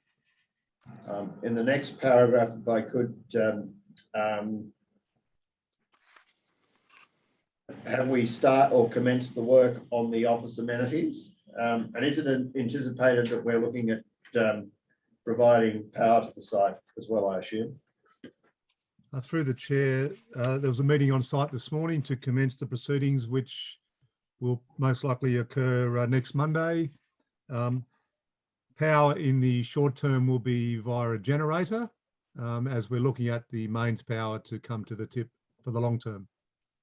Okay, I thought we were looking at solar power at one stage, but that's not viable, I take it.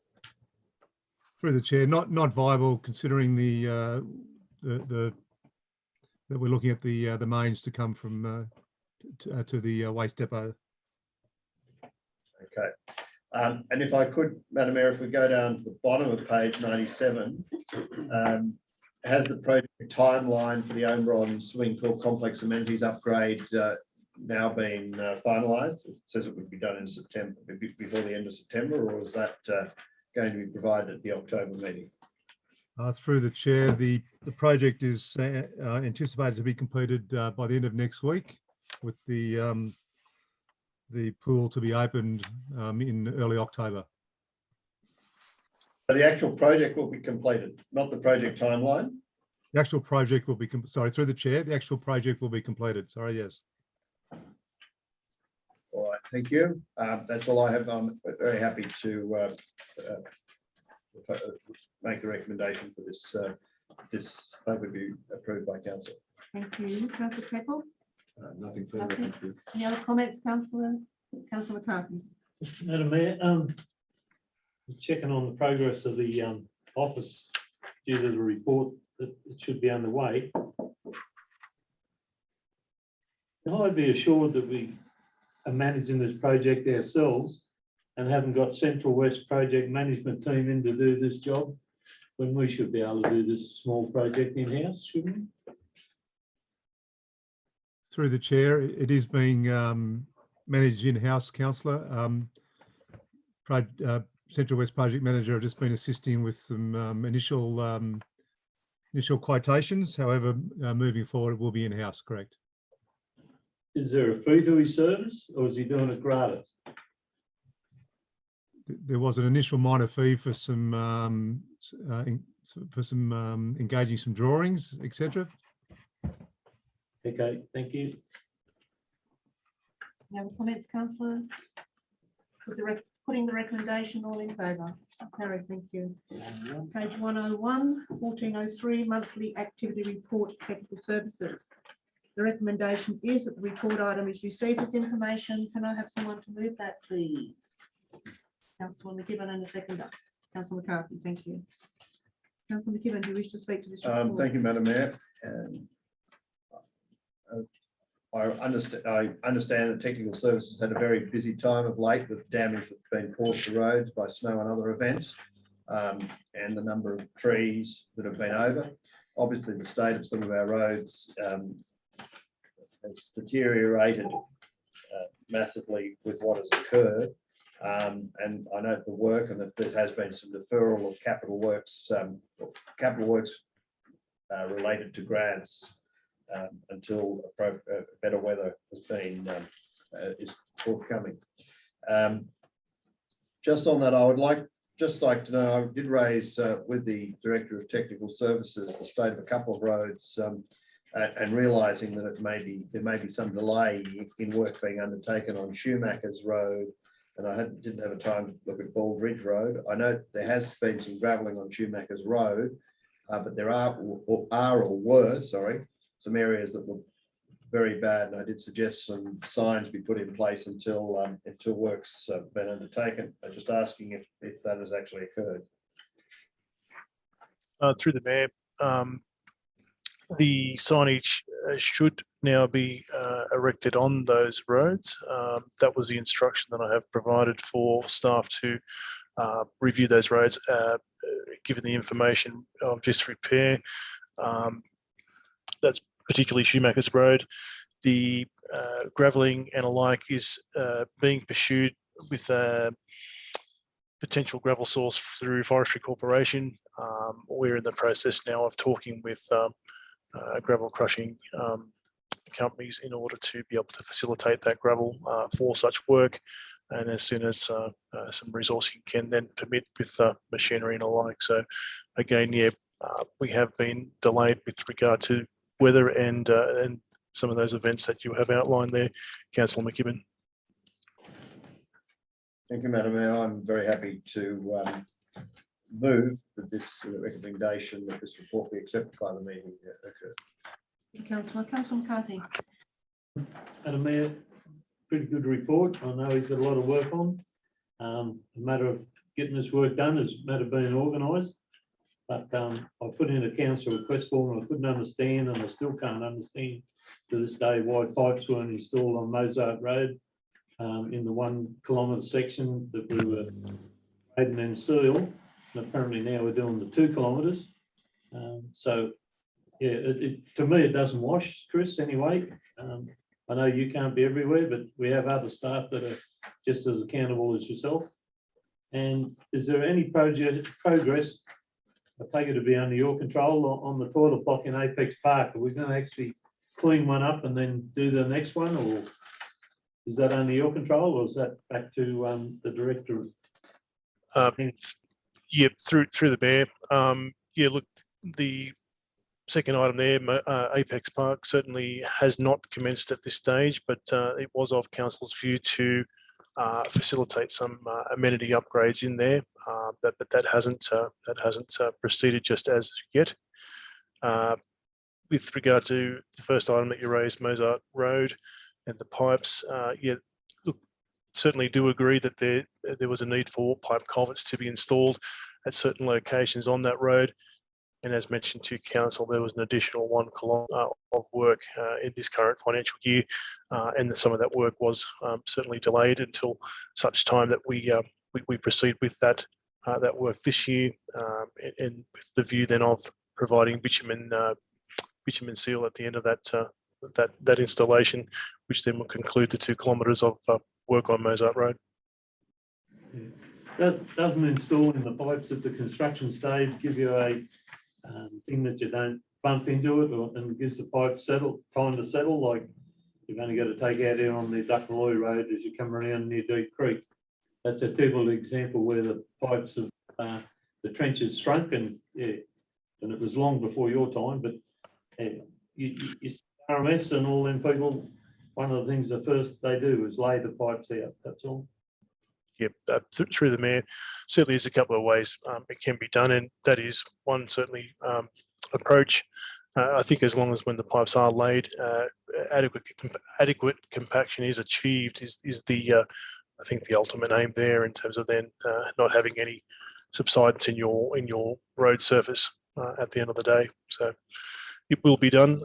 I can confirm that. Thank you. Councillor Lyon. I just want to compliment the work that's been done through you, Madam Mayor. Work's been done through the parks and gardens. The tree pruning has definitely made the street trees look much better. We've had many compliments of how nice the main street looks at this time of the year. It's been, yeah, I just want to compliment the staff. They've done a good job. The Apex Park, maintenance of that's looking really great. It always looks nice and tidy. Worth stopping and having a picnic there. I just, big compliment to the staff because they're doing a good job. Thank you, Councillor. Councillor Capel. Yeah, I've got another pat on the back or two here too. The effort put in by the outdoor people during the snow event and the aftermath of that, I think was fantastic. The mess along the roads out our way and probably everywhere else, we couldn't go anywhere to see anywhere else, but it was an awful mess. Abercrombie Road, you couldn't walk along it, and some of the smaller roads were even worse. And the effort that's been put in to tidy that up, and including the contractors who are doing the cleaning up along the roadsides now, doing the mulching and cleaning up of all that, they're all doing a great job, and I think it should be recognised. And I think the other thing that's worthy of recognition is down 2/3 of the way down page 103, where Traffic for New South Wales has approved council's application to an upgraded roadworks level R2. That's going to make a difference to the jobs that they can undertake, and I think that's terrific. And congratulations to the people who work towards that, and that's going to be something that's valuable to this council. Thank you, Councillor. Any other comments on this one, Councillor? With the recommendation, all in favour? Carried, thank you. Page 105, councillors, 1404, monthly activity report, corporate services. The recommendation is that the report is received as information. Can I have a mover, please? Can I have Councillor Kellam? Can I have a seconder? Councillor Kellam. Councillor Kellam, do you wish to speak to this? Just briefly, Madam Mayor. Question on the cybersecurity training. When might that happen? Through the chair, that's ongoing at the moment. We've rolled that out, so I believe 60% of the staff have completed that training already.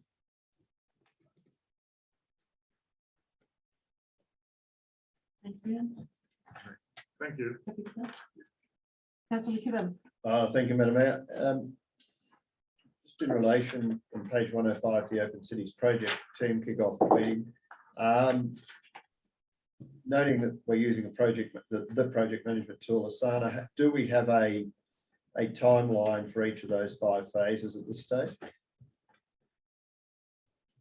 Through the chair, Councillor, we are in the first phase of scoping that detailed discovery and governance timeline, but essentially this project in entirety is looking about 4 to 6 months from phase 1 right through to launch, full site launch. So we're just starting to really embark on that discovery and governance element at the moment. Okay, I think if you could just keep us appraised on a monthly basis of how we're going against each of those 5, and if we're looking at a 6-month time frame, where we are at each meeting, so we know the progress. Thank you, Madam Mayor. I'm happy to second this. Thank you, Councillor. Any other comments on this one, Councillor? Councillor McCarthy. When Lynette Safranek was in this position, she said she would ensure the checking of the cameras before the weekend. Has that been taken over by someone? Checking the seat, all the cameras and make sure they're working prior to the weekend. So one person now looks after that. Okay. Thank you. Councillor Capel. Just a quick shout out for the Oberon Youth Council. They trying to raise some money, and the world seems to be against them at the moment. They can't get out in the street and sell them, and they can't have barbecues. And so if they do venture out, I encourage everybody to be generous. I forgot to bring my tickets tonight, but I'll take your money and write them out when I get home. Oh, come on. Any other comments, councillors? Write your name on your money you're giving. I'll put the recommendation all in favour. Carried, thank you. 111, councillors, 1405, statement of investments. The recommendation is that council receive report item 1405 as information. Can I have a mover, please? Have a mover, please. McCarthy, Councillor McCarthy and Councillor Kellam, thank you. Wish to speak to this? Pretty good detailed report.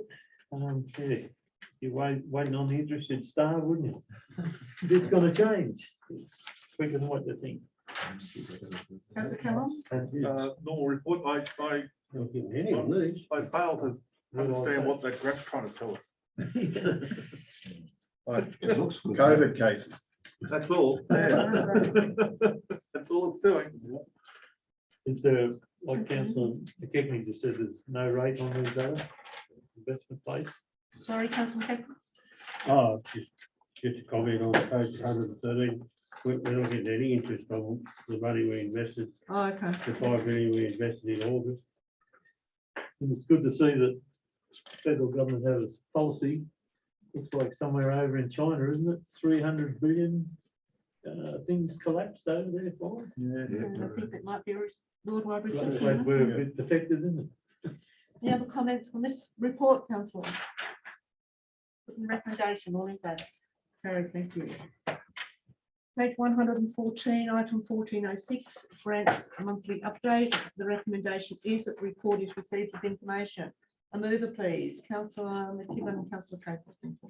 Councillor McKibben, do you wish to speak to this I report? do, thank you, Madam Mayor. Informative report. I just have a few questions.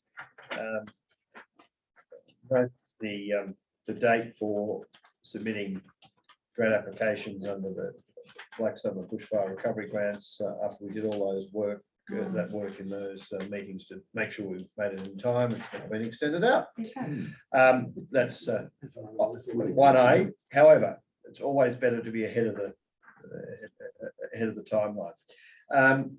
On B, the amount that we're getting under the local roads and community infrastructure phase, maybe through Madam Mayor, the General Manager can remind me, that $1,169,028. I know we're still waiting for the guidelines. Have they been issued today? Through the chair, no, they haven't. Because I think we were going to look at those. We were going to look at see whether our won't call it roads recovery because that's got another our roads that requiring, and I can't remember Our environmentally affected. our roads. environmentally affected roads would fit into that, and we were hoping it would. From my recollection, is that correct? Through the chair, we'll be bringing a report back to the Works Committee to give council Yeah, a more open but dialogue about where they would like to see that go. but we're going to, at least we're hoping we have the guidelines by then, We will certainly hope that we have the guidelines by then because we need the guidelines really. in order to Yeah, determine. I know, I understand that. So when does the application, when do we have to submit it? My understanding is it can be submitted at any time. However, upon endorsement, it needs to be used also within a specific time. So we can't use it until after January, Right. and it has to be expended prior to, I think, December the following year. Yeah, it says from 1st of January, we have to, we able can to start access the using funds. But in order to access the funds, we also need the guidelines to make sure it's a catch-22. And if I could, Madam Mayor, page 116, Greater Cities and Regional Sports Facility Fund. It would, the guidelines, it's open on the 31st and closes 8th of August, 8th of October. So we're going to have to make some quick decisions on that because we won't have another meeting before that. Through the chair, there are a number of projects already in your matrix that Yes. we'll be looking to utilise in this fund. So the current sports complex that we've already got 4.8 million plus blah, blah, would be eligible. Through the chair, potentially, yes. So without a meeting before the 8th of October, how are we going to make a determination as to which ones this council would put forward? So through the chair, council's already endorsed a number of projects Yes. within the matrix, and we Yes. were looking to put those endorsed projects into this. fund. Okay, so there's no priority. No priorities, no. Right, There's no okay. need for priorities. Okay, so we put them all in and see what they accept. Through the chair, that's how we're looking to. Okay, I thought there might have been we had to prioritise. Not at this point. All right, thank you, Madam Mayor. I'm very happy to propose that this recommendation be accepted and this report be accepted by council. Thank you, councillor. Councillor Capel. Nothing further. Thank you. Mr Gibbons. Oberon off-leash dog park. See, we've made it down there. I'm just wondering why we couldn't make a bit of a move on it until we get some funding. Councillor McKechnie mentioned the one at Molong that's an open area like this. It was up at Maitland recently. There's been no expenditure on an off-leash dog park, and we'd like to walk the poodle. Why couldn't we, it's there and sort of ready to go without a fence.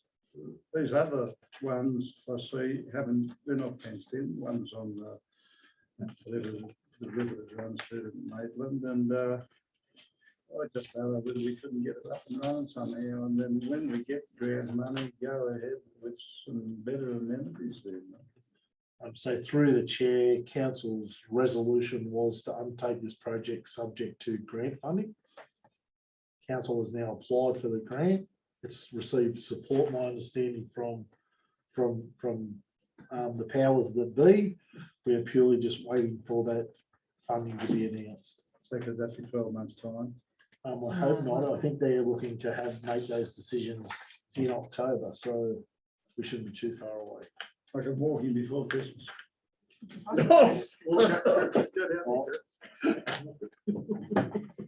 Thank you. Any other comments on this one, councillors? I'm putting the recommendation. All in favour? Carried. Thank you. Page 117, 1407, water and sewer plant report. Recommendation is that the report is received as information. I move it, please, councillors. Councillor Capel and Councillor Gillon. Councillor Capel, you wish to speak to this report? Just very briefly, it's a lot healthier report than what we were looking at 12 months ago, isn't it? So that's the dam's gone up nearly 20% in the month. So it's 85.4 today. 85.4. Yes. You'll be overflowing soon. I'll be taking the photo. That's all. Thank you. Thank you. Councillor Kelly. Nothing further. Any comments, councillors? Putting the recommendation, all in favour? Carried, thank you. Page 120, item 1408, monthly update status of council resolutions. The recommendation is that report item is received as information. A mover, please. Councillor McKibben, a seconder, please. Councillor Casey. Councillor McKibben, do you wish to speak to this? Thank you, Madam Mayor. I just have a few questions in relation to this. I just wondered in relation to page 123, really 05-16-0221, which is, I think, now the relevant resolution that's going forward. Do we have any update as there was a delay in the being able to carry out some of this work due to COVID-19? Has that been overcome, or is still necessary for obviously Weber and others to attend site? So through the chair, there still will be a requirement for Webbers to attend the site. However, what they are doing at this point in time is using a lot of off-site programs and technology in order to give an understanding or an overview on what the facility could look like. I was involved in a meeting together with the acting corporate services director this week, in fact, with an overview of 3D modelling around what the site could look like. Both Matt and myself asked for opportunities around when that modelling has been completed, because there was some tweaks that are required. That like a flyover of the site or a fly through of the site be provided, so as we could use that to give our community an understanding of what it's envisaged that the hub will look like. and once again generate a comment on the back of that. So the application is still progressing in lieu of the COVID situation that we're currently in. Are we saying that that stage of the project cannot be finalised though until they actually have some real-time presence in Oberon to finish it?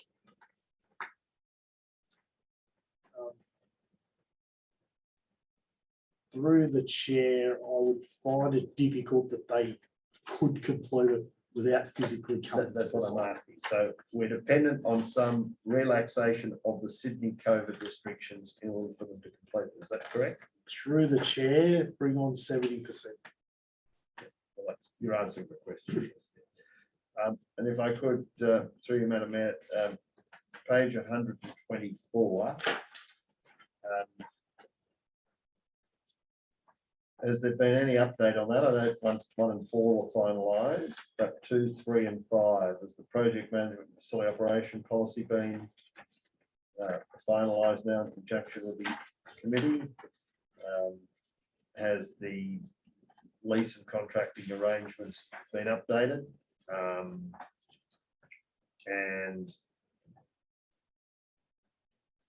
well, obviously the first thing would have been the reaffirmation of the Independent Living Units Committee and the terms of reference committee.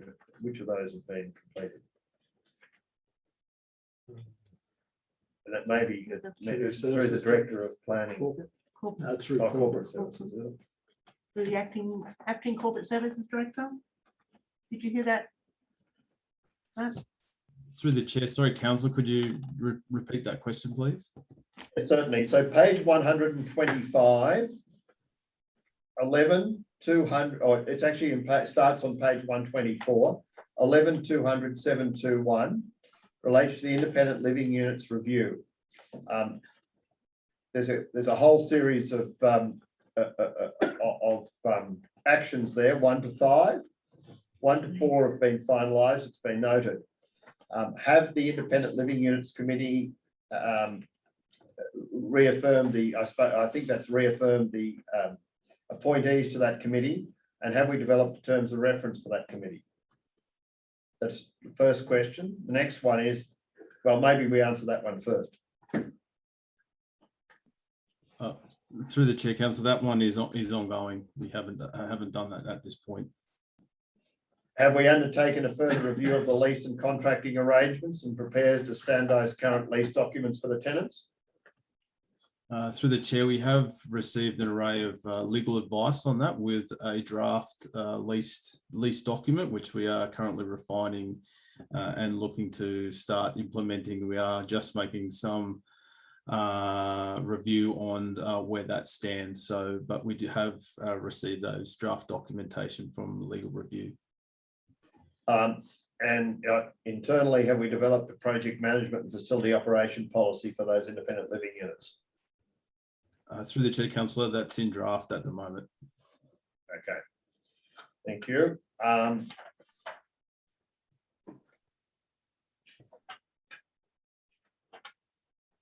I think that was all the issues I had, Madam Mayor. Noting that, as the General Manager said, page 130, the rural road environmentally affected is going to be considered at the Works Committee on the 12th of October in conjunction with that grant we referred to maybe look at. Okay. Happy to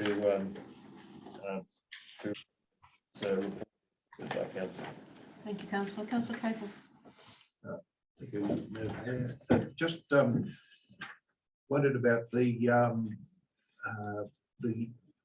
on page 124, the development of the street master plan. Is that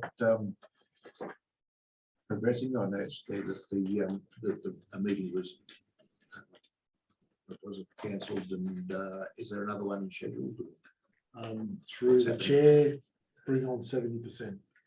There's people coming from Orange. No, they're coming from Sydney. Sydney. Yeah, They did the orange plan. yeah. So that's all. Thank you. Councillor, any other comment on this one, councillor? With the recommendation, all in favour? Carried, thank you. Page 131, councillors, 1409, Oberon Waste Depot.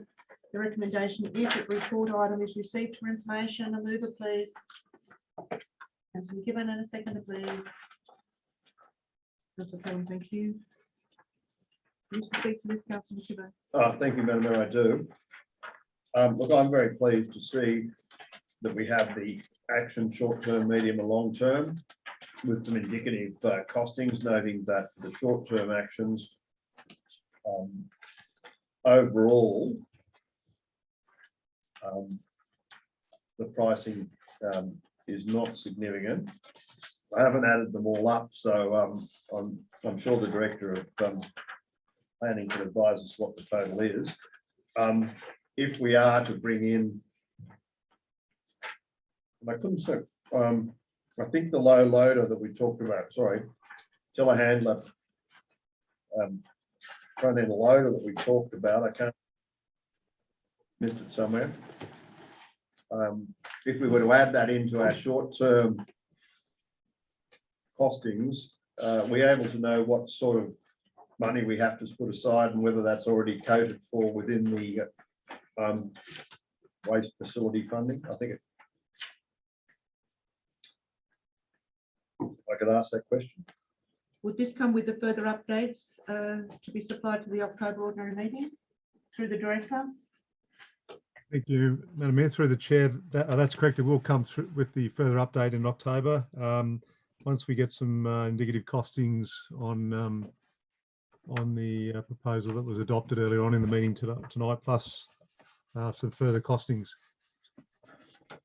Okay, fine. Thank you. Through the chair, what we'll also do is provide a timetable as to the short-term timetable versus a medium and long-term timetable.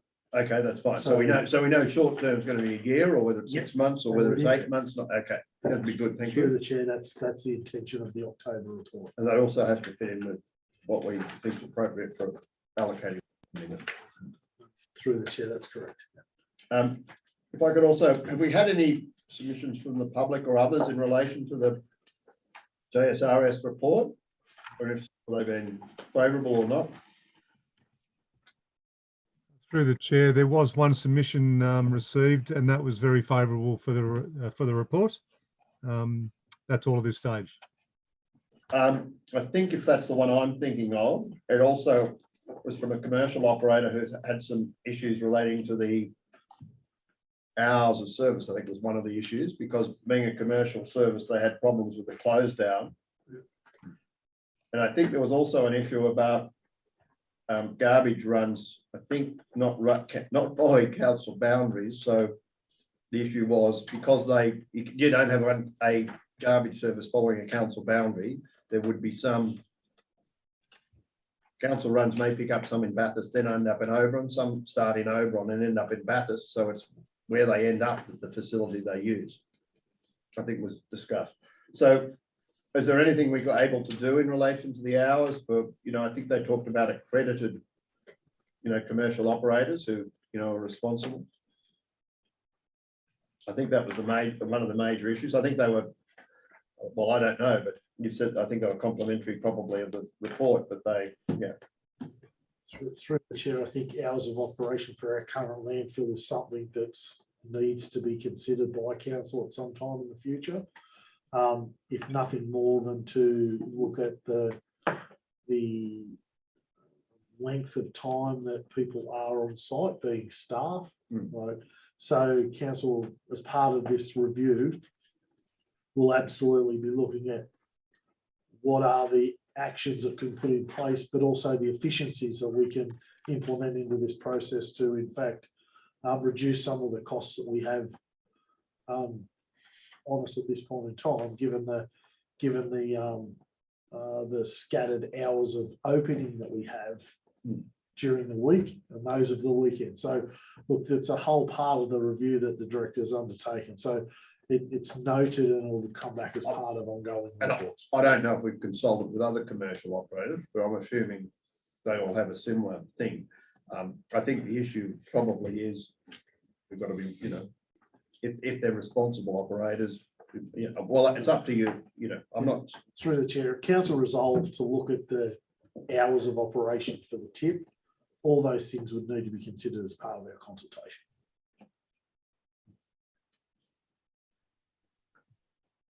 okay.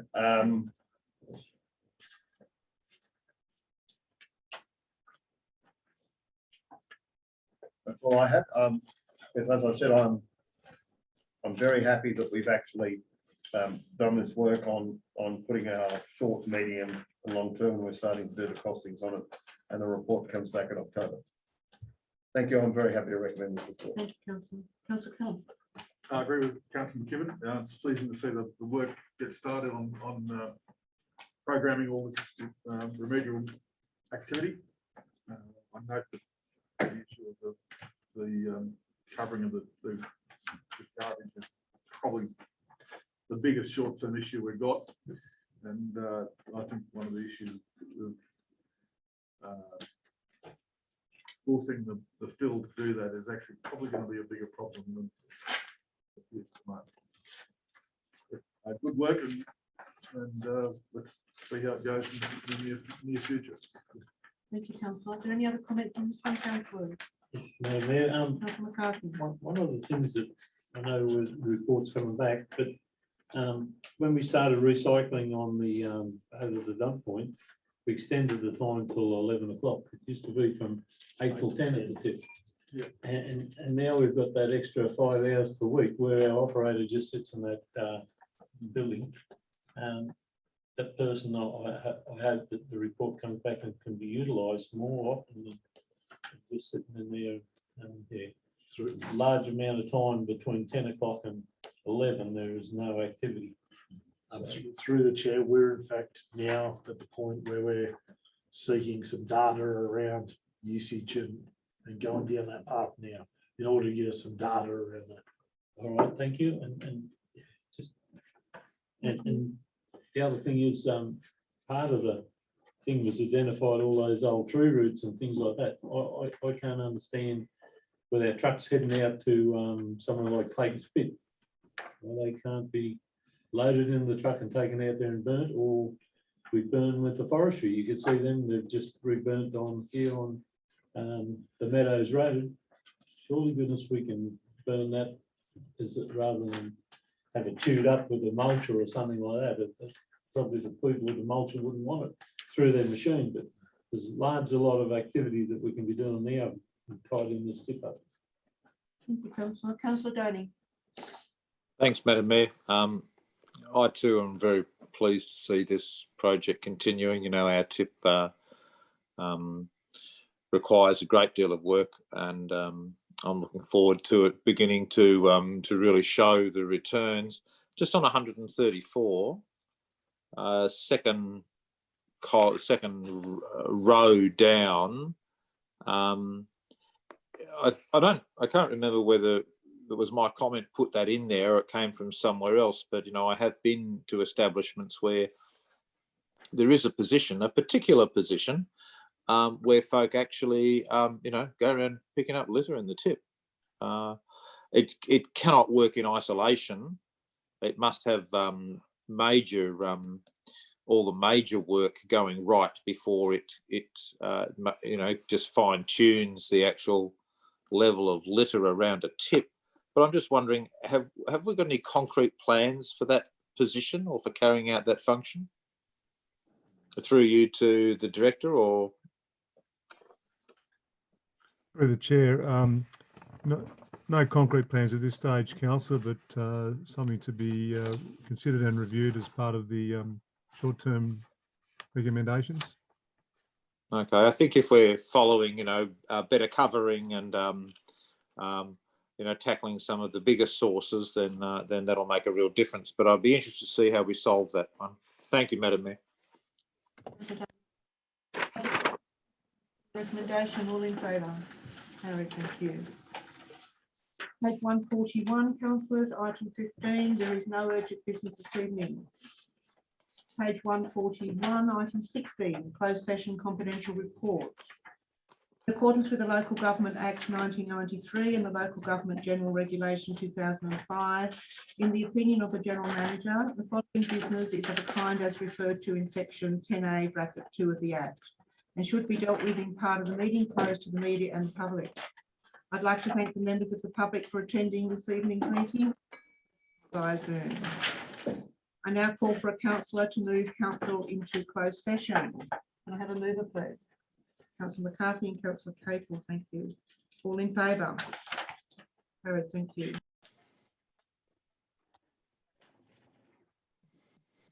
Open council resumed and a recording recommenced at 9:50 p.m. The following resolutions were made in closed session and there were no members of the public present at the time.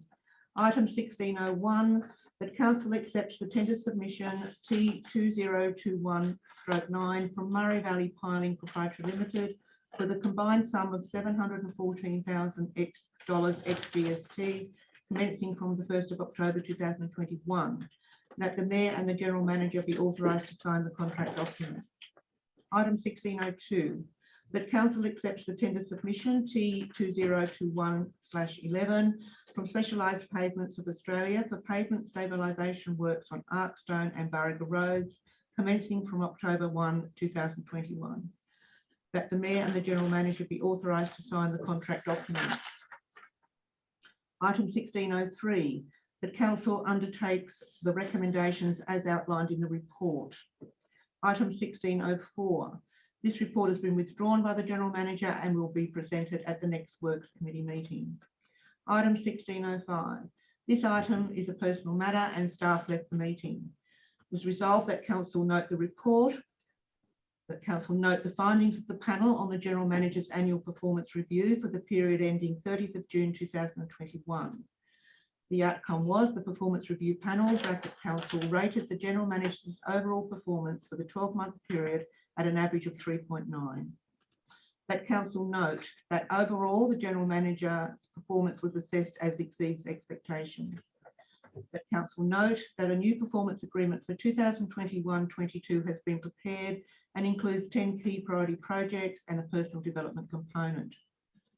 The next ordinary meeting of Oberon Council will be held on Tuesday, October 19th, 2021, commencing at 5:30 p.m. I now declare the meeting closed at 9:52. I wish you all a good evening.